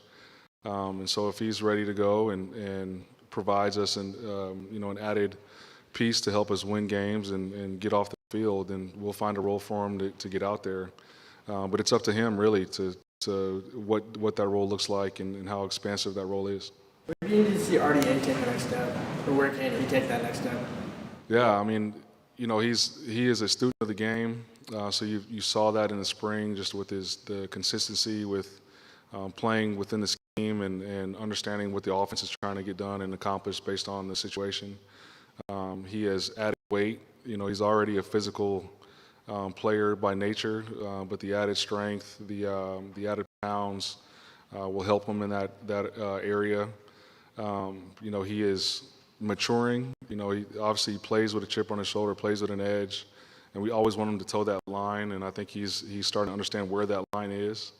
And so, just from year 1 to year 2, from your freshman to sophomore year, you generally see a jump with guys in production and just the game slowing down for them. And I think we'll see that from RDA this fall. You mentioned maybe playing with an edge. I think Alex McLaughlin seems like everyone says has that kind of competitive edge. How do you see that playing into the way he plays, and where do you see his second year taking him? Yeah, I mean, Alex is another guy that definitely plays with an edge. He kind of understands where that line is a little bit better. But another guy that's year 2 in the system, logged a lot of snaps, a lot of experience. So just his comfort level with what we're doing defensively, his comfort level with communicating with the guys around him, just being familiar with his surroundings. So I thought we saw a big jump from the fall to the spring, and definitely I think we'll see another jump this season. You never had growth. You guys did it. The defense made a big jump for you last year. To go from being good now to great, what areas do you guys need to improve on? What's the overall that you guys are looking at? Yeah, what we've been talking about defensively is like generating more havoc plays. I felt like last year at times, for whatever reason, personnel, guys available, the opponents, a lot of times we were playing defense in terms of, just try not to let people get in the end zone. But the theme this year, and what I want to be able to get to is always being on the hunt.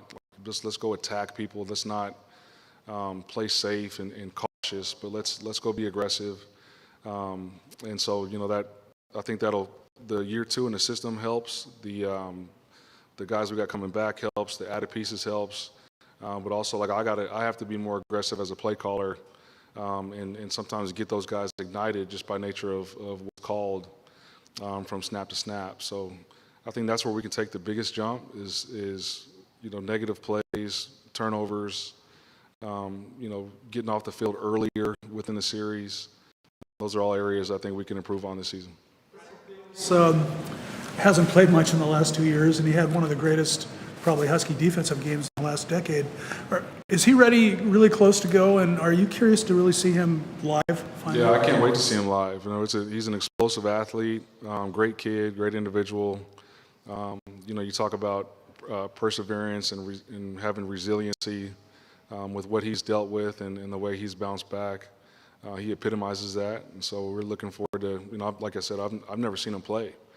And so I'm excited to see him rush the passer and see what kind of role we can have for him to help us win games. There's been plenty said about your defense's second season surges at a number of different stops. But I'm curious, though, how you describe that in terms of whether it's the defense you run or just people kind of settling into understanding the system or your communication. Why do you think you've been able to have those jumps in so many different places? Yeah, I mean, every situation is kind of its own situation, and the reasons for the jumps have been individualized. But I do think it's twofold. Obviously the players being in year 2 in the system obviously helps. But I think from a staff perspective too, knowing the roster and knowing what they're good at, what are their strengths, what are their weaknesses, and how you can build off of those is important for the staff as well going into year 2. And so I think just our understanding of the roster and the roster's understanding of the scheme definitely adds to the jumps that we've seen historically in year 2 in the systems I've been a part of. Rob started watching practice on Thursday. Where are the biggest battles being fought? I mean, they're all over the place. I told the guys yesterday in our unit meeting, like the beauty of competition in fall camp and how, roster, the depth chart is fluid, and, your spot on the depth chart is not owned, it's rented, and rent is due every day. Like, we are evaluating everything all the time. So you're going to see, position battles everywhere. There's no set in stone. Obviously, you have your idea of what you think is going to happen and how it's going to play out, but you always get surprised by somebody, whether good or bad. And I'm sure the depth chart day 1 will look different than the depth chart going into the first game of the season, and that's going to change throughout the course of the season. You're always being evaluated. So I would say the position battles are everywhere, in every position room. How do you sort out that linebacker room? How do you sort out the linebacker room? I think it'll end up sorting itself out. That's at least that's what we're hoping as a staff. You know that you get guys that kind of run away with it, and that's usually what happens. You know, there's a consistency level, there's a production level, and the beauty of the way we run camp here is there's going to be a lot of opportunities for guys to showcase what they can do, and they'll be put in a lot of different scenarios that try to emulate game day. So we'll get a good evaluation on who needs to be out there, you know, when the first snap of the season sets off. Was there a moment last season that you show the guys this year and say, this is Husky football defense? Yes. You know, I think, you know, we talk about as a program, you know, playing with, you know, Nash energy, Curry joy, and a Lynch mentality.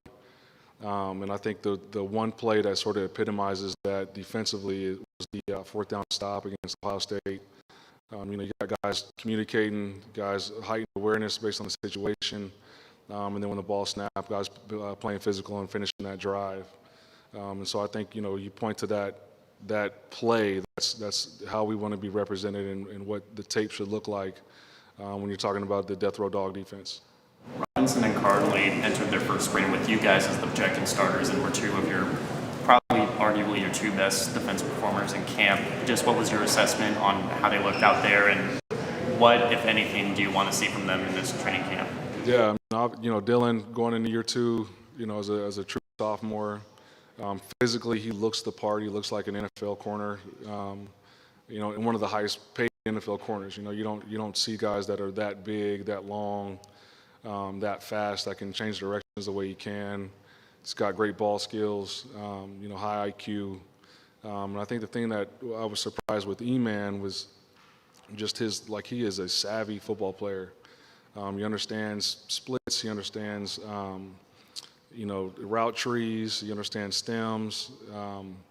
And he also understands, he's played a lot of ball, right? So he understands where his help is, you know, what plays he can't give up, what plays he can be aggressive on. And so that experience and that savviness is something that we're going to need to be able to play at a high level in the secondary. What would you say is the biggest difference in this year's group of edge rushers outside linebackers compared to last season's? You know, obviously, you got Lane back, and you know he is a program guy. Like, he's always going to do the right thing. He's always going to be where he's supposed to be. He's bigger, stronger, faster than he was a year ago. You got Isaiah Ward back, and then you add Logan George, you add Ramzak, who I thought had a hell of a spring, and I'm looking forward to seeing what he does this fall camp. Then you got a healthy Deuce Davis, and so there's going to be a healthy rotation, and you know, I think we'll be able to be more situational specific with those guys and developing certain packages, you know, personnel-wise, depending on the situation. So I think that'll be the biggest difference between, you know, this year and last year in terms of the edge room. What do you want the identity of your defense to be this year? You played a lot of three-year defensive backs in your first year. Do you want to continue to do that this year? Or? I mean, I want to do whatever helps us get off the field and win games. And usually that's predicated on the roster and what they do and what they show throughout fall camp. And so I'm looking forward to, you know, like I said, you know, last year, as a coach, you're always evolving and you're always adapting to, you know, what is being presented offensively and in your locker room. So, you know, the fun part about fall camp is identifying what those are and adjusting when you need to adjust and you know, tightening up the things you need to tighten up. And so that's the fun part of the process in fall camp. And so I'm looking forward to it. Coach, thanks, Coach. Appreciate it.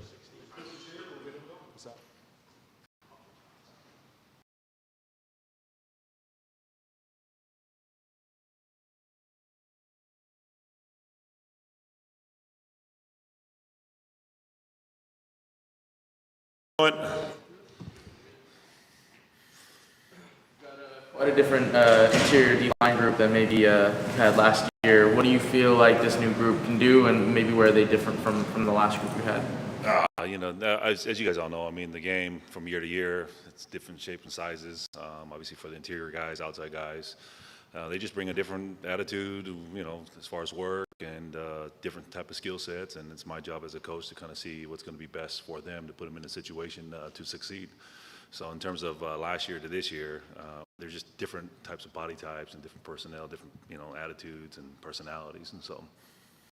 DCB, has now had a full spring on the interior. Where have you seen him grow the most? He's doing a phenomenal job. Just in general, as far as what he brings to the table. If you talk about skill set, it's a work in progress. You talk about capability, agility, and physicality and stuff. It's there. Just got to continue to shape it and mold it to help him to be the best defensive lineman. So I think you'll see some really good things from him this fall. So he'll help us out. Coach, Lenius Davis was probably the most consistent defensive lineman you guys had in spring. Just what have you seen from him this whole offseason and him taking a step forward also as a leader on that defensive line this offseason as well? Yeah, he's done a phenomenal job. I'm really proud of him. He's come a long ways, and just kind of seeing his growth from when we first got here in 2004 up to this point now. Credit to him. He's embraced the process. He's taken everything that myself, Coach Fisch, Coach Walters, he's kind of molded to what he believes in, and he's done a phenomenal job. And you talk about physicality, it's there. You talk about skill set, it's there. You talk about just a good football IQ, it's there. But he's somebody who loves and he cares the game of football. He's always in here in the building. He's kind of like the first one in here. He wants to watch tons of film. And, credit to him. This should be a really good year for him. That way you can kind of see his fruits of his labors, and it's all paying off for him. So. How unique is it being the run game coordinator and a defensive line coach, and how does that help you? I'm not really into titles. I'm just a football guy. What do we got to do to win? And if Coach Walters, Coach Fisch says, hey, can we come up with a good game plan to stop the run, then obviously let's do it. How are we going to do it schematically? Who are we going to put in those positions to help us out, stop the run? That's just kind of the way I look at it. But, anything we can do or anything I can do to help this team win, I'm there. For Darren Conley? It's high, just like any other player that you would expect. I just believe there's greatness in each and every one of them, and it's my job to kind of pull it out of them. And then more importantly, just to help them be disciplined and consistent to get them where they want to go. The blueprint's there. It's been time tested. It's just a matter of can you find those guys that are going to be disciplined and consistent, and he's one of those guys that are disciplined and consistent. And I would expect good things from him this fall. How heavy is McClendon? And as an SEC defensive lineman, how different will he be from the guys that you have? How heavy is he? The last that I had heard, he's down to 317. So he's done a phenomenal job, and credit to T.O., our strength staff, and Tom and his staff for getting him to where he's at today. They've done a phenomenal job, and obviously he hasn't done much. Looking forward to obviously seeing him in camp and see what he can do, and let's see what he brings to the table to help this team win. J.D. Hill to start inside or outside? We'll start him outside for the time being. Like I said, a lot of those incoming freshmen, let's see what they can do. So early in camp, let's throw them out there and let's see them run around and what they can do. Can they play in space? Can they play in tight quarters? And then kind of go from there. How about Who's your most natural pass rusher disruptor? Say again? Who's your most natural pass rusher disruptor, whether inside or outside? Who do you think is most consistent there right now? Yeah, to me, I look at it as there are different types of pass rushers, right? You got your bull rush guys, your speed rush guys.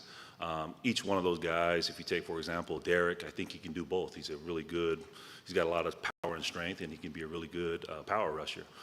As well as he's pretty nimble on his feet, he's pretty light on his feet, and he can be a really good speed rush guy. But between the Darren Conley, Derek Brusa, I can go on down the line just in terms of like the strengths and weaknesses and what they bring to the table. It's my job just to kind of put them in situations where they can be successful out there on the football field to give us a good rush on the pocket and the quarterback. You start Shorsel outside also, or? Yeah, he'll start outside for the time being. And again, just like I said earlier, hey, let's see what those young guys can do early in camp and then kind of put them in positions to be successful. How do you feel like T.I. adapted during the spring? He's another guy. He's done a phenomenal job just from springtime to summertime. I'm really excited to kind of see, after springtime, we do a little exit interview, and here's your strengths, here's your weaknesses. Go to work, and let's see what you can do. Like I told the boys yesterday, hey, what you did last year as a freshman, what you did last year as a player, that doesn't excite me. What's going to excite me is what do you do right now that's going to help us win? And so these first 2 or 3 weeks of camp are going to be really important to kind of see what these guys can do to help us win. What intrigued you about Tom Allen to pursue him in recruiting? Say it again. What intrigued you about his tape from Andy Wright, the freshman? Say it again. Malu, Tom Malu. And your question was? You saw, because obviously Andy Wright's in smaller schools. What was it about his frame, build, game that intrigued you? Yeah, I mean, if you just take a look at his film, it speaks for itself. There's the ability there. You know, if you dig into more of his background, he was an MMA fighter. And so kind of taking what he did in the past, what he's done, and he hasn't played a lot of football. I feel really confident in my skill set in terms of a coach and helping him develop as a football player. So he loves contact, obviously because of the MMA stuff. He moves really light on his feet, so you have a chance there in terms of just developing his footwork. And but yeah, I think there's a lot of things that kind of correlate from his background to what we can do as far as football. That's what intrigued me. And then if you take a look at his size, I mean, he's close to 300 pounds, and he looks really, really good. So now it's just a matter of, hey, let's see what he can do early in fall camp and how he can help us. All for them. All right. Awesome. Thank you. Have a good day.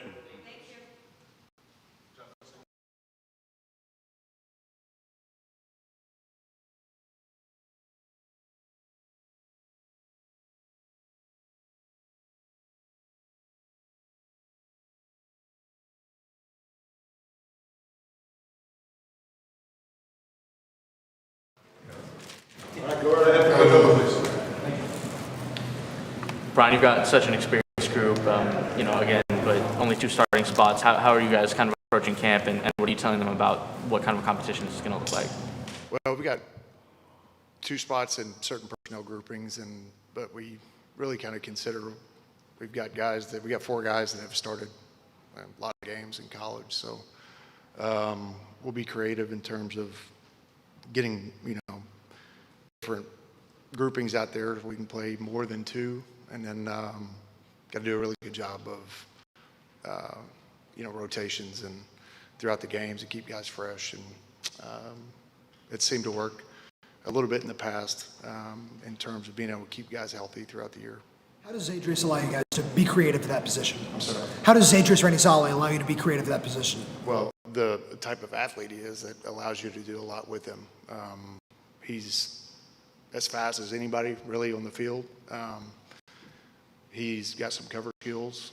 He understands football, so he could legitimately play quite a few different positions. So that allows him to do some things with that.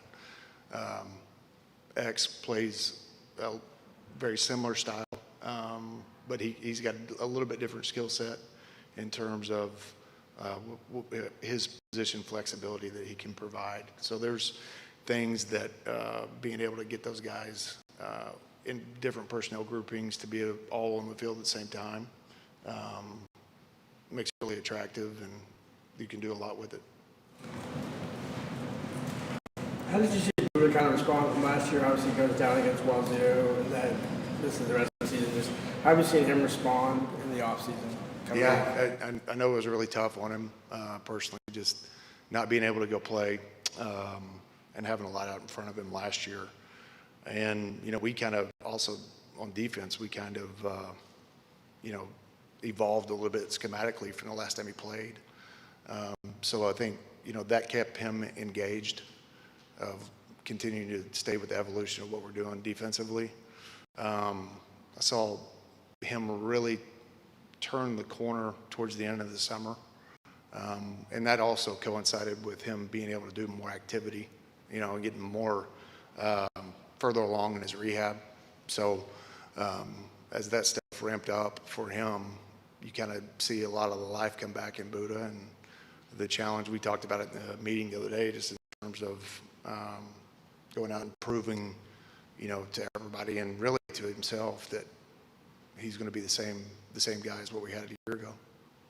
Having Jacob available day one, what's that do for this defense? I tell you, like, there's been a lot of great things said about Jacob. but he's a program-changing player.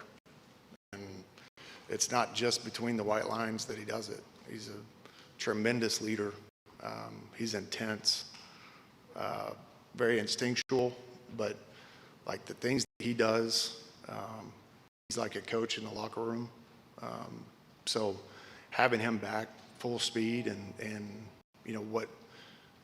he was even more healthy in the spring, and especially as spring went on, as we getting into spring, it was, how is this going to, is he going to be able to go all 15 practices? And he did, and man, he played really well in the spring. Excited about especially having him healthy, and I know that he's got a lot of big aspirations for this season. How important was it that first day to have this whole offseason after just kind of had the injury? Yeah, same thing. Like you see those guys grow and continuing to improve. This group is as good as I've ever been around in my career. Just their football knowledge and their willingness to go to work. And I got back from vacation, went and watched them in the weight room. All those guys moving weight. Credit to T.O. and his staff, but those guys have worked their tail off. They look great. They're moving around great, and they're really excited to get to practice. X is a guy who maybe after the season he had last year could have looked around, especially with all the talent you guys had coming back. What did it say about him that he wanted to stay here and compete and be part of this team? I think, not only for X, but I think that speaks to the program and Coach Fisch and how he runs it, the defense with Coach Walter's system. I think you would be foolish to not to want to be in this program after being in this program. Like if guys don't want to be here, to me that's a little bit of a knock on the person that wants to leave here. This is the greatest program I've been a part of. It's awesome. The way this program is ran on a day-to-day basis, you don't find it anywhere. And so for guys that kind of are weighing any kind of decision, that plays a big part in it. Now with X in particular, the growth that he had throughout the year last year, he's ended the season as a bowl game MVP. Why go somewhere else? And why go learn a new defense? Let's start from where you finished and build from there, because he was continuing to trend upward throughout the season. When you say that this program is different from any you've been around, what does that mean? What's the separator? What does Washington have? Every facet of this program, from strength conditioning in terms of teaching guys how to be a pro, the organization that Coach Fisch has, the defensive scheme that we run, the offense that we face in practice. Everything about this program is building each player to be an NFL model player. And the ones I've been to, this one's ran the best. This is the best program I've been in. Spending last year around Coach Walters and just seeing the way he does it, how he approaches it, the communication, what was it about him that you felt was different from other coordinators? So, really, and I alluded to it earlier with the evolution of our defense and how it's kind of evolved and how it's changed since the last time Buddha was on the field. We were predominantly 5 down and predominantly man coverage with some cover 2 coverages in there. We really kind of evolved more into a 4 down and a more of a zone team. And that's a credit to Ryan, because most coordinators are going to run their system and they're not going to be willing to look at what's best for our players. And I think that's something that Ryan did, was kind of look at what we did well and kind of built on that and really kind of evolved from there. So when you talk about what separates him as a coordinator, being able to find the strengths that what we do well and build on those strengths and hopefully put a good product on the field on Saturdays. What did that shift to more zone do for your group specifically? How did that play to your guys' strengths? I don't necessarily think that I think that our group was good either way. You know what I'm saying? But it does allow us to be more multiple in terms of the things that we do, rather than just maybe 2 coverages. Like like talking to a recruit the other day, like you name a defense and we're probably going to be able to run it. And I think that's to our advantage, you know, not only like in recruiting, but developing these guys to go play past Washington and into the NFL. You know, we're gearing these guys ready to go play, obviously trying to make a run here at UW, but as they continue their career, hopefully they've got a lot of good experience of running multiple coverages and different things that they're going to be able to do at the next level. All right, thank you, Coach. Thank you, guys.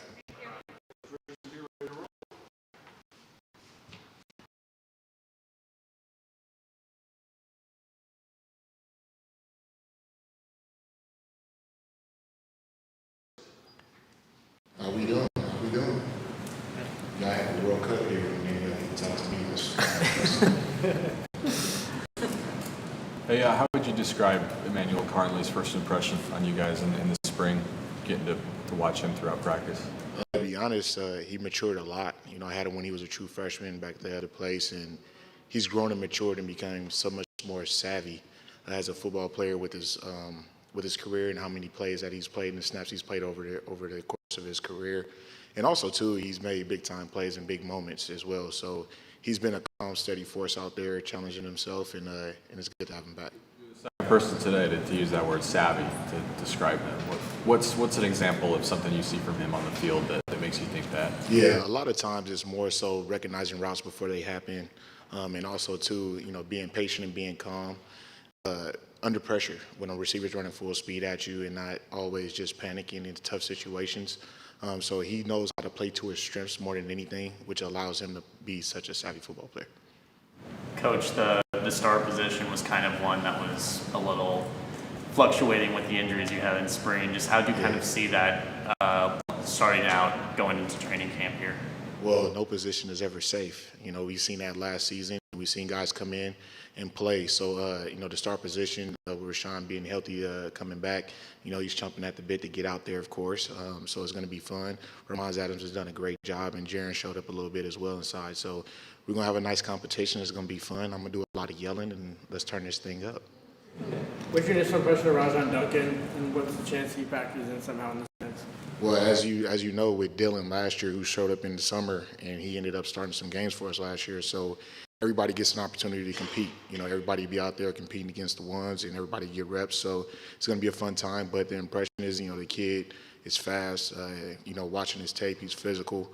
But we'll be able to see what he can do on the college level. You know, and so it's going to be an open book. But he's a well put together kid. He can transition well, and he's competitive. You know, he wants to meet extra. He wants to work on technique all the time. So that's all you can ask for in a coach. What were your impressions of Jaron Jones and Elijah Durr from spring ball, and then where have you seen them grow since then heading into fall camp? Man, they young kids that has a big playbook and is learning it. But they are athletic. You know, they're savvy football players as well. Jaron has the ability to play inside and outside, where Durr spent majority of his spring on the outside. But, you know, both of those guys have talent and ability, you know, which is the first indicator that you like in the young DB showing up. Do they have the ability? Can they move their hips? Can they run fast? Can they do those things? And so it's going to be a great fall camp, and we got quite a few guys that's actually looking forward to competing because they want to get on the field year one. You mentioned Dylan. Where do you see the biggest area of improvement for him this spring compared to getting into games last year? You know, he's transitioning from just being an athlete to actually being a corner. You know, Dylan in high school primarily played with receiver, and that's where some of his offers were from. So converting him to a DB and his first start going against, you know, Ohio State here was, you know, a challenge. His first play was against Jeremiah Smith, so it was a good situation. Great situation. But he learned and he matured, but now he's actually just more comfortable playing the position. He did offer raw ability last year, you know, and now is more fine-tuning, critiquing every technique, and he's holding himself accountable to those things. But the growth is what you look for in year two, right? And that's one thing that he's learned. He's gotten a lot better with the playbook and understanding when he can do certain things and when he can't. Where last year, he was out there, and it was a fun time for him. He grew. I mean, you can never take those reps away from him because those are reps that he's able to accelerate the curve a lot faster. So looking forward to this year, but he's become more of a complete DB this year. We've heard so much today about competition.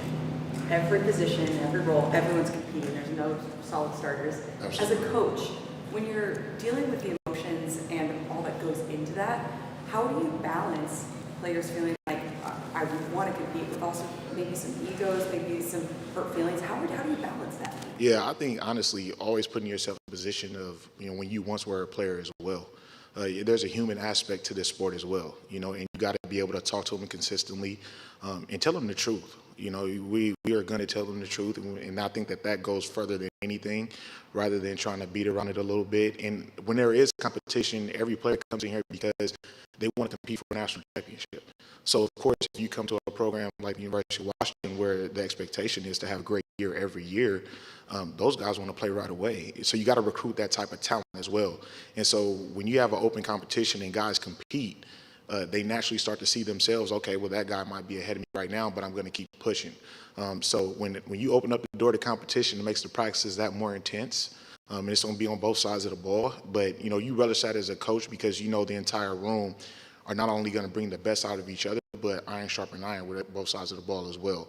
And so for us, we're excited about the competition that's going to happen this fall camp. It's going to be some fireworks between me and Coach Cummings as well. So it'd be a fun time. Do you like to just leave your starter corners out there, or do you prefer to just pull different guys in and just rotate? Yeah, you know what, man? To be honest, it's whoever's rolling. If it's that week, it's that week. Whoever starts is whoever starts. For me, it's just primarily predicated off of what we're doing that week and who's going to play, and the two veteran guys are going to be out there. If they turn into vets, if they turn into young kids, like Dylan showed up last year and he was able to start some games for us last year, that's who it would be. So we really got to go through fall camp to really see, but it's the players' job to force us to play them, and put packages together so they'll be able to get out there and compete. So it really doesn't matter to me. I've done it both ways, and so for me, it's whatever you got to do to win games, and that's what we're going to do. Emmanuel Carnley back at Arizona. Yeah. How's he different now than he was when you had him back then?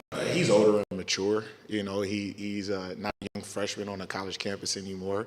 Trying to figure out where classes are, figure out where to live, and all this type of stuff. I mean, he's been through it, and he's been on both sides of the country. So for him, he's just more calm. I expect him to be a calming force in that room this year because we got a lot of young guys. But for him, man, he's just mature, and like we keep mentioning the word savvy, but he understands what the coaching points are when we're introducing them, and he can now talk to players on the sideline to be able to articulate that a little bit better to them in the heat of the fire during practices. You mentioned yelling and competing with Coach Cummings during practice. When there were one-on-ones between the wide receivers and DBs, there were some really competitive reps. Just how is that competition, even within the coaching staff, kind of lead to the players, just seeing you guys get excited with them and react to their wins during practice? Yeah, I think that sometimes as coaches for us, we still have that competitive fire inside of us too. We might be a little bit older and can run as fast or walk as fast, but we're definitely competitive, And so when we are able to show that competitive nature, it allows the players to be in their natural nature, right? Because they are very competitive themselves, and if your coaches are that way, they can definitely be that way. But also too, how can you create the fire that's needed for game day if you don't create the fire every day in practice? Right, and so for us, we intensified things quite a bit between me and Coach Cummings to make sure that our position groups can handle that type of fire when the time comes, And so he's very vocal, I'm very vocal, but we also have a great relationship with both position groups, And so they know what we're coming from and what we're trying to get out of them. And as you can see, the players right after they're done competing, they still love each other, right? And so even though it's competition within the rooms or on either side of the ball, the fact that they love each other more than anything allows them to keep competing and actually work with each other after practice too. So that's what allows us to continue to bring it to that level. Is Adams still a nickelback, or is he a corner as well? You said Ramon's Adams? Oh, yeah, he's still at nickel.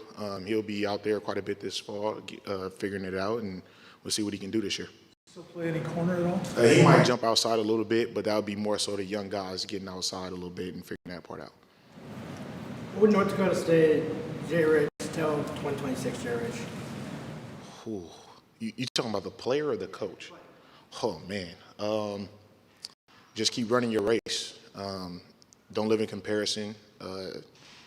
Just be true to yourself and never forget why you're doing this. And that's to pour in a young man and have them reach their true potential as men in the long term. All right. All right, Coach, thank you for your time. Thank you. Coach Mays will be up to second.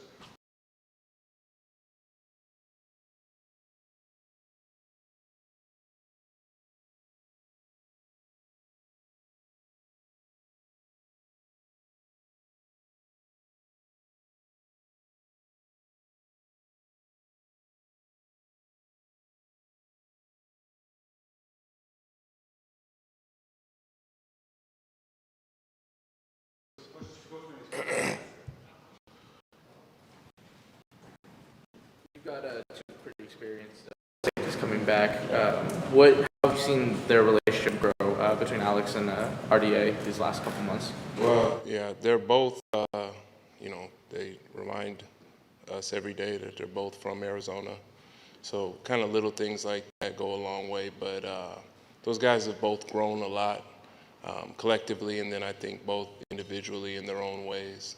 And especially Alex really taking on this leadership role going into this season. So they've both grown, and I think their chemistry has grown. And so they've both taken steps that you want to see from two guys coming back. Coach Walters talked about the mentality being havoc and trying to be on the hunt more so this season than maybe last year. I wonder what that means to you and your position group. How does that translate, that mentality? Yeah, I think when Coach Walt talks about havoc is being aggressive and trying to create plays in the offense's backfield. I think for the secondary, especially the safeties, you want to be aggressive, you want to play downhill, you want to play physical, you want to set the tone, but you're also the top of the defense. So you got to be willing to throw a punch, but you got to make sure that you're taking care of the top end at the same time, because you most times are the last line of defense. So you're throwing punches, but they're measured punches.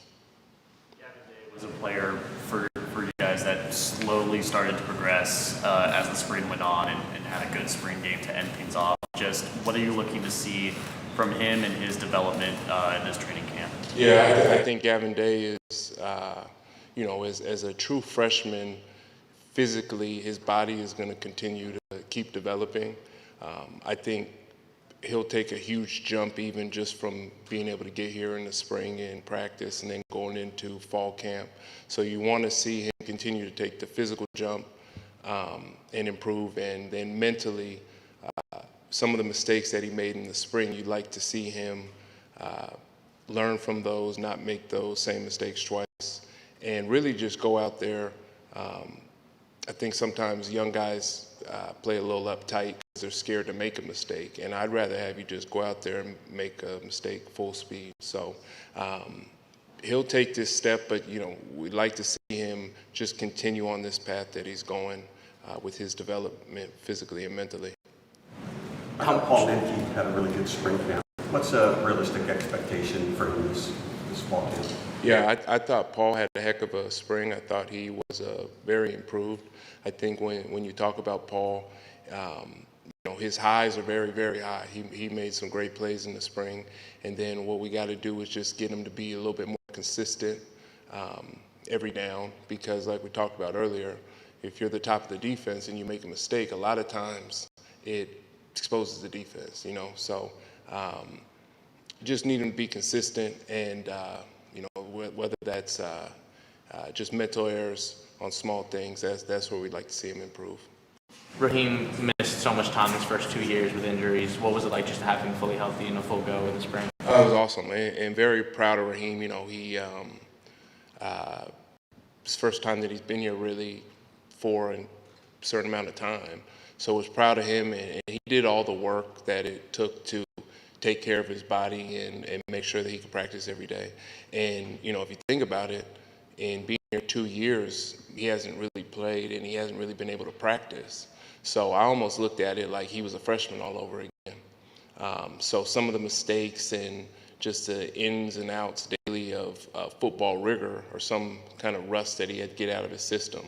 So he's another guy kind of similar to Gavin Day that you'd like to see take a huge jump because, he's been back into the swing of doing football full time these last couple of months, which he wasn't able to do the first 2 seasons. How much more comfort are you seeing from Alex in the system, considering how much that role is kind of asked to do in this game? Yeah, I think Alex has been awesome. He's really grown. Physically, his body has developed. He's really changed his body, especially for Big Ten football. I think mentally, he's grown, really understanding what he needs to do to put himself in the best position individually to be, one of the best safeties in the Big Ten. And so he's come to me and we've talked about it, where he can improve, what he can do, what it takes, and he's really accepted that challenge and been willing to do whatever it takes. And sometimes, it's some uncomfortable conversations about what you do well, what you don't do well. And, he has been more than willing to do whatever it takes to continue proving that he's one of the best safeties in the Big Ten. I've heard from a couple of different people that he's got a real edge and maybe the leading trash talker on the team. Where do you think that kind of fire comes from? Yeah, I think if you look at Alex's story and you look back all the way to when he was in high school and when Coach Fisch was at Arizona and the whole, walk-on thing, and when Northern Arizona played Arizona, and even when he got here, and I watched him move around a little bit, and I said, I don't know. He's always just had that chip, and he's proved everybody wrong through his play and through his work ethic. And I think with guys like that, you never want them to lose that chip, And when he wins on a play, he'll tell you about it. And that's part of the camaraderie of, I think, the defense and the team. And the guys love each other, but the guys love telling each other that they are better than each other at the same time. So, it's a fine line, but I think that intuit motivation that he has is really what makes him the player that he's been so far.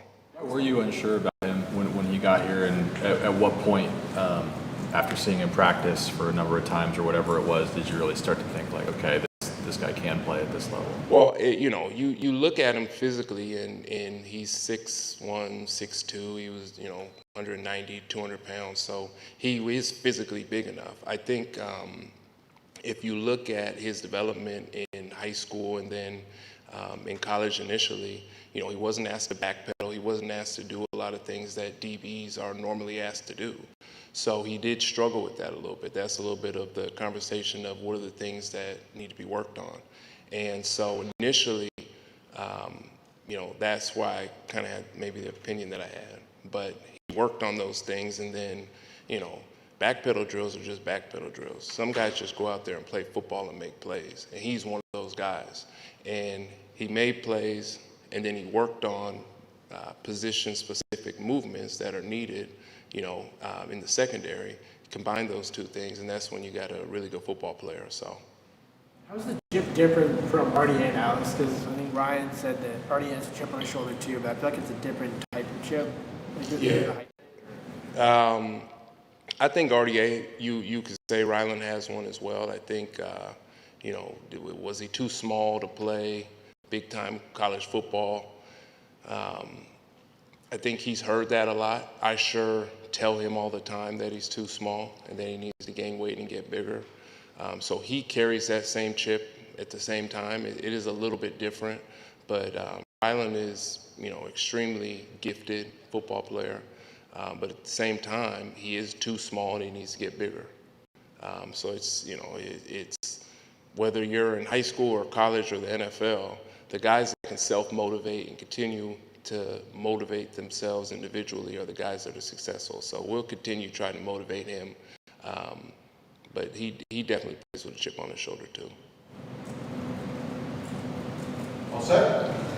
All right, thank you.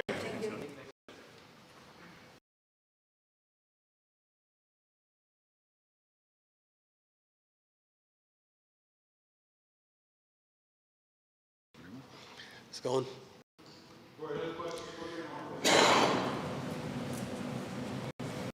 Outside of Jacob coming back, how do you look at that room? Obviously, Juice Davis was out most of last year. Isaiah played some games, but it seemed like he was out. How do you assess your room as well? Yeah, I think kind of the similar thing you've gotten from everybody. There's a lot of guys, a lot of different positions. They're going to compete for their jobs, and that's kind of what you want to get to, you know, in the Big Ten and really at any team, any conference. Have a group of guys that are all good enough to play. And I know, you know, kind of the thing is hot hand, you know, whether it's in the run game, pass game, finding out who can show up day in and day out and be consistent, and who shows up and end of the day produces, production business. So We talked in the spring about you and Coach Kafusi kind of collaborating with outside linebacker edge, going back and forth. Who are a couple players that you envision this fall camp kind of getting a look at on the edge and on the outside? yeah, I think kind of the same group you saw in the spring, Jacob Lane, Logan George, Devin Hyde. All three of those guys have kind of the frames to be able to play both, you know, inside and outside, with the movements and the strengths. And then, you know, we'll see with the two, you know, young bucks, JD and David Chorzell, see what they can do, what skill set or strength wise. Those two guys are also, you know, in that world. But so yeah, there's again good group of 4 or 5 guys that we could see fighting for battles, you know, fighting for spots there. Obviously, we haven't seen him put the pads on yet, but what's been your early impression of J.D. Hill? Yeah, JD, he's a ball junkie, really, you know, physical kid, kind of a unique body type in the room for the way he looks and the way he moves. Obviously, highly productive in high school at getting to the quarterback, making plays in the backfield. So all that same stuff, he's, you know, catching up to speed. But I'm excited to see what he can do this fall. Sorry. Where have you seen Victor Sanchez Hernandez grow the most this offseason? Obviously, the guy that had an interesting background, didn't really play a ton last season, but has a decent frame to kind of contribute this fall, maybe. No, Vic, he's another one of those guys that just, you know, works his tail off every day, shows up the same guy, works extremely hard. He's another one of those guys that you could see, you know, playing both on the edge and inside, whether his weight continues to grow or what he looks like movement-wise. But no, Vic's awesome, you know, addition to both rooms, and another one of those guys is kind of a multiple type D end. You mentioned Logan George. Obviously, we didn't get to see a lot of him in spring just with him nursing that injury. What have you kind of seen from him working to get back this summer, and what are you hoping to see from him in training camp?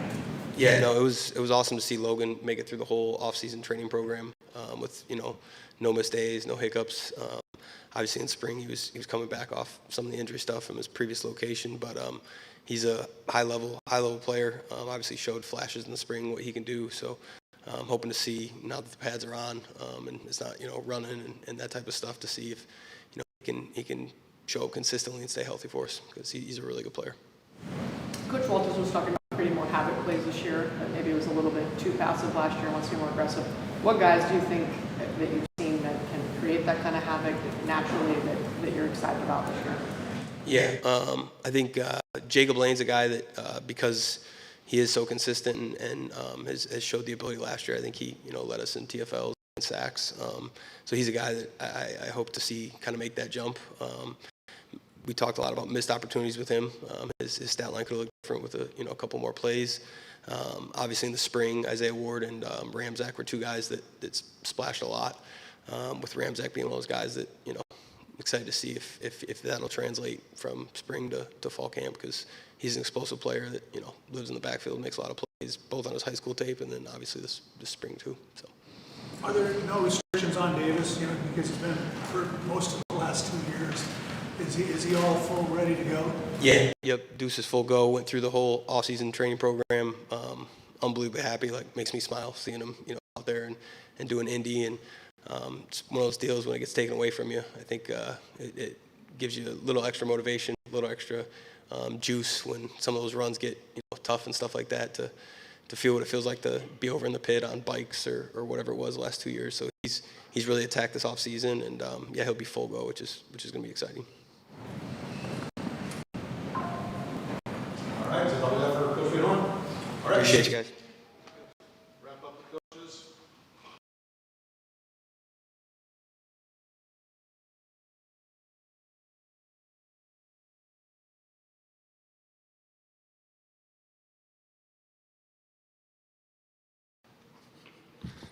Finally got those offensive and defensive coaches out here.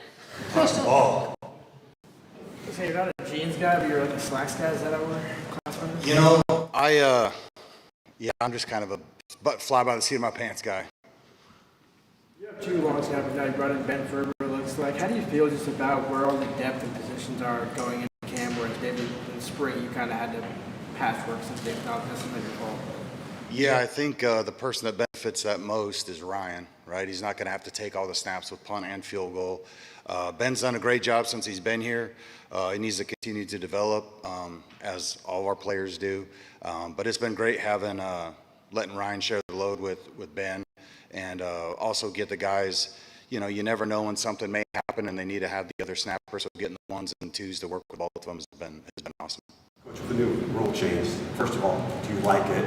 Number two, you know, what changes are we going to see with that, and have you already dialed something up? You talking about the punt rule?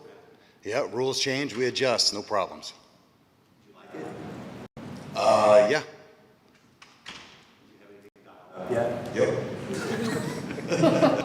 It's gonna be interesting this first week. You're gonna see a lot of stuff. Sometimes it doesn't change a lot of guys' scheme because they don't come out in different formations.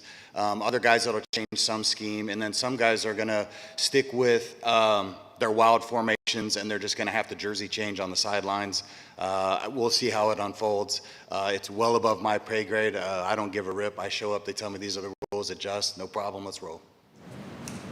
What have you learned about Hunter in the few months that you guys have had him on campus now? He's a better golfer than I thought. He's phenomenal. He's an NFL talent. He's, if he keeps his head down and grinds, he could have a real special story when this is all said and done. But he's a phenomenal pro-style punter. He's got a big leg. I love his footwork. He's super dedicated to his craft, which I appreciate. I can ask a lot of him, and he just kind of answers the bell. It's pretty awesome. He's special. Is it still up in the air that Tyler and Hunter are going to split time potentially with one handling field goals, one handling kickoffs, or can they be interchangeable? We don't know. That's the nice thing with having camp, especially with our whole group here. Is we'll let that sort itself out. It's a phrase I've stole from Coach Walt, but everybody's position is rented. So every day you got to come in, pay rent, and see how it unfolds. We have our theories on how it'll all turn out, but we got to get through camp, and the best players play, and that's in the specialist room. That's in the special teams units as a whole. Do you have much idea right now on punt and kick returner, or is that something you kind of need to sort out? It's kind of like last year where we got to get in the lines and figure it out. Clark has returned for us, Dez has returned for us, so you have some guys with some familiarity.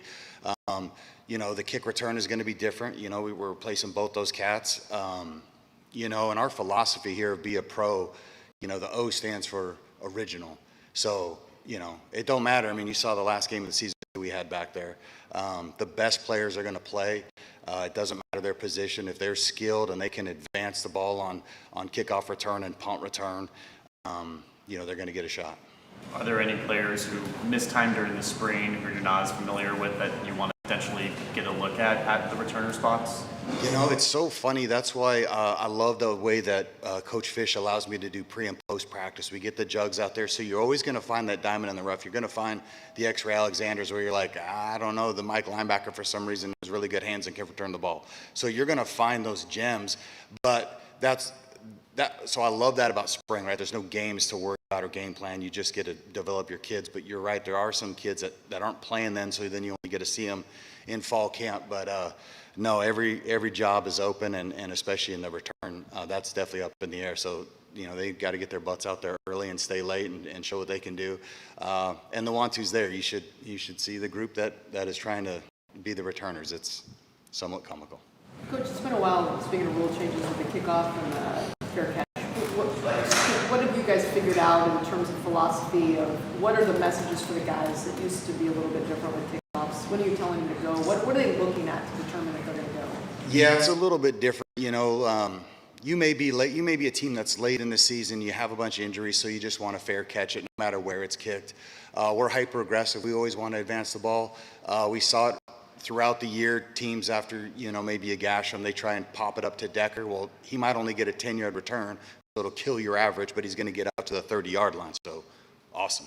We're all about advancing the ball. We want to put our offense in the best position possible. We want to help our defense out on the, on the coverage units. So to me, it's a little bit less of the rule changing and just how will other teams maybe try to use it to their advantage, but against us, it doesn't really affect us as much. We're not a big fair catch team. We will when we need to, and we have before. With some injuries, late in the season, you saw a couple games where we did that. But yeah, I mean, it's not a big change for us. Your kick return teams, the Gunners, who seems to have their hair on fire than some of the others that you're excited to see? You're talking about with our Gunners, like flying down, like our punt cover guys? I don't know. We're going to have to see.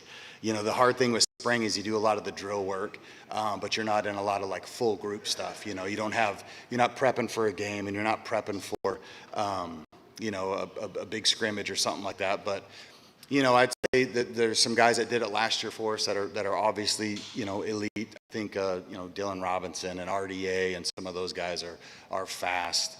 And they can tackle in space, and that's what their job is, on the defensive side. So, but we have zero depth chart right now on special teams. Absolutely none. Zero. Everyone is a starter right now, and then they'll get to determine where they fall in that line. And you guys have no hesitation. You encourage guys that are big-time studs defensively or offensively, that matter. Like, there's no worry with special teams. Some people kind of hesitate to put stars in those.